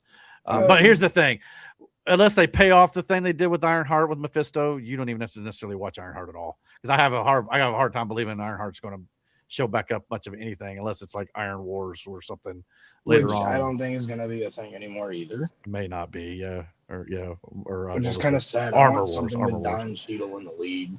That's not fucking Secret Invasion. Yeah. Don Cheadle, which they screwed up in Secret Invasion anyway. Yeah, because they made everything that Rhodey did after Civil War. He was an alien. Is that been confirmed? Yeah, basically. I mean, well, when they pulled him out of the thing at the end of Secret Wars, he was in the same clothes he was when he fell from the sky at the end of Civil War. So something that happened, it was terrible. Like, I almost rather they just ignore that and act like it never happened. Yeah, because it ruins Endgame kind of too. Kind of, which is why Skrull Rhodey was at his funeral. The fuck? Yeah, well, that and then the whole Eternals movie, like they did the Celestial stuff. I got this feeling if you're not going to pay that off at Doomsday and Secret Wars, if the Celestials are not getting involved, then what are they doing? Like, so, which is weird because that's so some of these things I almost just wish they would ignore. Also, like it just didn't work. Seemingly not getting the Beyonder in these movies. Exactly. Like, so you going to do that, or you're just going to have Doom do it all? Because we're 4 months out, and I don't think I've heard anything about the Beyonder's cast. But you kind of need the Beyonder in order to get to Battle World. Doom steals his power. And there's actually no confirmation where they're doing Battle World though. Like, it could just be all the heroes end up in the void from Loki, and that's their version of Battle World. You know what I mean? Like, and then they go after Doom at the end. I mean, we don't absolutely know that. I hope they do it that way because I mean, if they do the Void as Battle World, Doom needs to at least call it Battle World. I don't care if it's I need to hear Doom say Battle World. Right. And he needs to have these dominions and the I want to see zombies and the Beyonder could be a reveal that nobody knows is there, and he may already be there. You know what I'm saying? Like, true. That's true. There's still shit but the fact that we're this close to we're still 4 months, but like you figured by now we'd have all the casting news for the movie. Sure. Yeah. Even if it is like a rumored leak. Why are we still teasing Frozen 3? Well, I mean, it could be an end credit thing too. Yeah. I mean, I've got a pretty good idea what the end credit is of Doomsday is already, but again, I could talk more about that offline if you want. Theories, but if what I heard is true, because supposedly, believe it or not, supposedly the entire plot of Doomsday is leaked. Like you can I've find seen videos about like the first so many minutes, the first couple scenes, or like the first couple script pages got leaked, and but even reading it and seeing it though are two different things. Oh, absolutely. Like, even if I've even said this too, even if there are people that you know and love who die like in Infinity War, they could still come back in Secret Wars. Yeah, like everybody's like, well, I don't like the fact they're going to kill this person off the beginning. Okay, well, that doesn't mean they're gone for good. I think the only people who's remained dead in comics are like Jean DeWolf and Gwen Stacy. Yeah, pretty much. Yeah, I think. So, maybe Punisher's family. Yeah. If they're building, those are like the only three groups of people who've remained and Uncle dead. Ben. Uncle Ben. Yeah. Yeah. I was gonna say Wally West, but they brought his ass back. Same with Barry. Barry died and came back. Yeah, I want to know what DC's gonna do with Flash too. Like, he's not even on the docket right now. Wally. Yeah. Well, yeah, I got no problem with Wally and all that. Wally West. Yeah, Wally West. Yeah. Who else has seen the Flash TV? The Flash TV show I actually thought was pretty good. What they did on CW. I didn't like Irish though. Yeah, I heard it kind of ended badly too. I You're didn't not see the the last Flash, Irish. Shut the fuck up. Yeah, fair enough. It could be done without you. It's kind of like in Spider-Man. I could do this without you guys. You could. You just don't. But I see what you're doing there. Yeah. So, that line just irked me forever. We are the Flash. The fuck, we're not Irish. Shut up. I don't see you run at the speed of sound. No. Yeah, also, on my bandwagon. Also, towards the end of that, they gave Barry, Thawne, and Godspeed fucking lightning lightsabers. Oh yeah, I remember that. Yeah. That was not great. No. Yeah. That's the thing. All these comic book characters that can be done right. Yeah, they can't bring back. If you're talking about Ezra Miller, they're definitely not bringing him back. Oh no, fuck no. But a lot of people would like. I want Grant Gustin. A lot of people would like that. I just feel like they probably start fresh there. But and he did it for what, 8-9 seasons? I mean, 9 seasons. Something like that. So he did his time. A little bit too long. Sure. They probably should have. I will say one storyline that a lot of people shit on that I actually kind of enjoyed was like the different colored Speed Force things that he gave birth to. Sure. That's kind of weird, but it was still I found it interesting. Yeah. Like it was like different. I know, like I think a couple of them were like different people throughout that maybe had connections to Barry or something. I can't remember. It's been a while. Man, I hope Green Lantern is as good as everybody's saying, but I also would like to know if this is going to stay a series, are they going to bring in other Lanterns to tell those stories? I don't know. Eventually, turn into like a big, Lantern Corps series. Well, then I did read. And I did read a report this week that in the Mr. Terrific show that they're developing, spinoff of Superman, I heard Guy Gardner's supposed to be a part of that as well. So again, you keep putting these lanterns in different shows. One would surmise that you get the entire Corps at some point. We'll see what happens with Hal Jordan, but because apparently, I guess according to this 5 minutes they released, that he's been doing it for what, 30 plus years or so. He's been doing it for a while, 20 plus years, something like that. So it does sound like Hal Jordan's not one long for the new DCU, like we talked about. Yeah, but if you don't, if they still be do, done right. Because if they do, because there's a whole thing where he doesn't necessarily die. He kills himself, but he doesn't really die. Sure.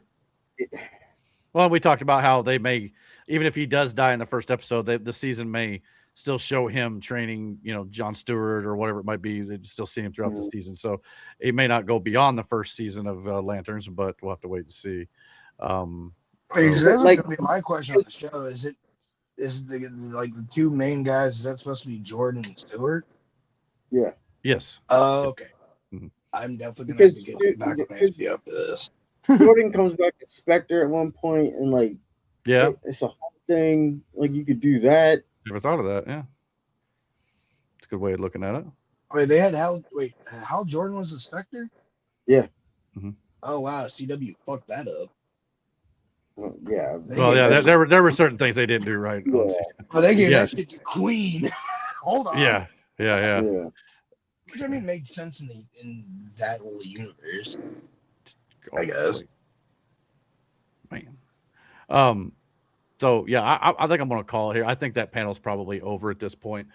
Since yeah, I think the Spectre thing it's like a mantle. It's like Ghost Rider, right? Yeah, it can be passed to different people in a sense.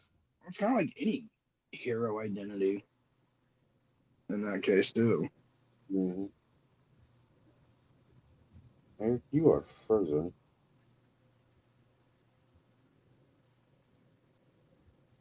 Is it just him? Yeah, I think so. Oh, I'm still here. Oh, there Okay, you go. now you are. Yeah, I know. I know. I froze Caught up. you So in motion blur. did I? Yeah, it was All weird. right. Well, at least we hadn't moved on quite yet. So we might give it a second here, make sure our internet's good. When I thought I heard Brandon say, "Eric, you frozen?" I'm like, "Oh wait, hold up, is my shit freezing up on me?" And then I'm like, "Wait, I heard Brandon though, so mine's not completely frozen." Yeah, me and Brandon were the only ones that fritzed out on my end, so maybe I don't know what happened there, but Yeah, so far it was just you for me. That was weird. well, probably because I lost you. I don't know, but anywho, all right. Well, I think we are going to switch over tonight and go over to our news and politics, and we're going to get through that pretty quickly here. But we are going to say good night, I think, here on YouTube and Facebook. Did not boot us tonight. Thank you, Facebook. So I'll say that. I appreciate it. Congrats, Facebook. Thank you very much. We appreciate your support. But we're going to check out here tonight. But like I said, we're going to switch over to a Rumble exclusive where we talk our news and politics segment. We hope you guys enjoyed our discussion of the D23 panel. If there's any other big major news that we missed, I guess we'll hit either next week. Next week because I'll be out of town next week, so you won't see much of my show in particular next week. But we'll be back for episode number 103 next Friday night. So I hope you guys will tune in with us there. For those of you who are watching on Rumble, stick around. We're going to go over news and politics. So we'll see you guys in about 5 minutes time. So we'll see you guys in just a minute. Until everybody else, take care and God bless. Later, guys.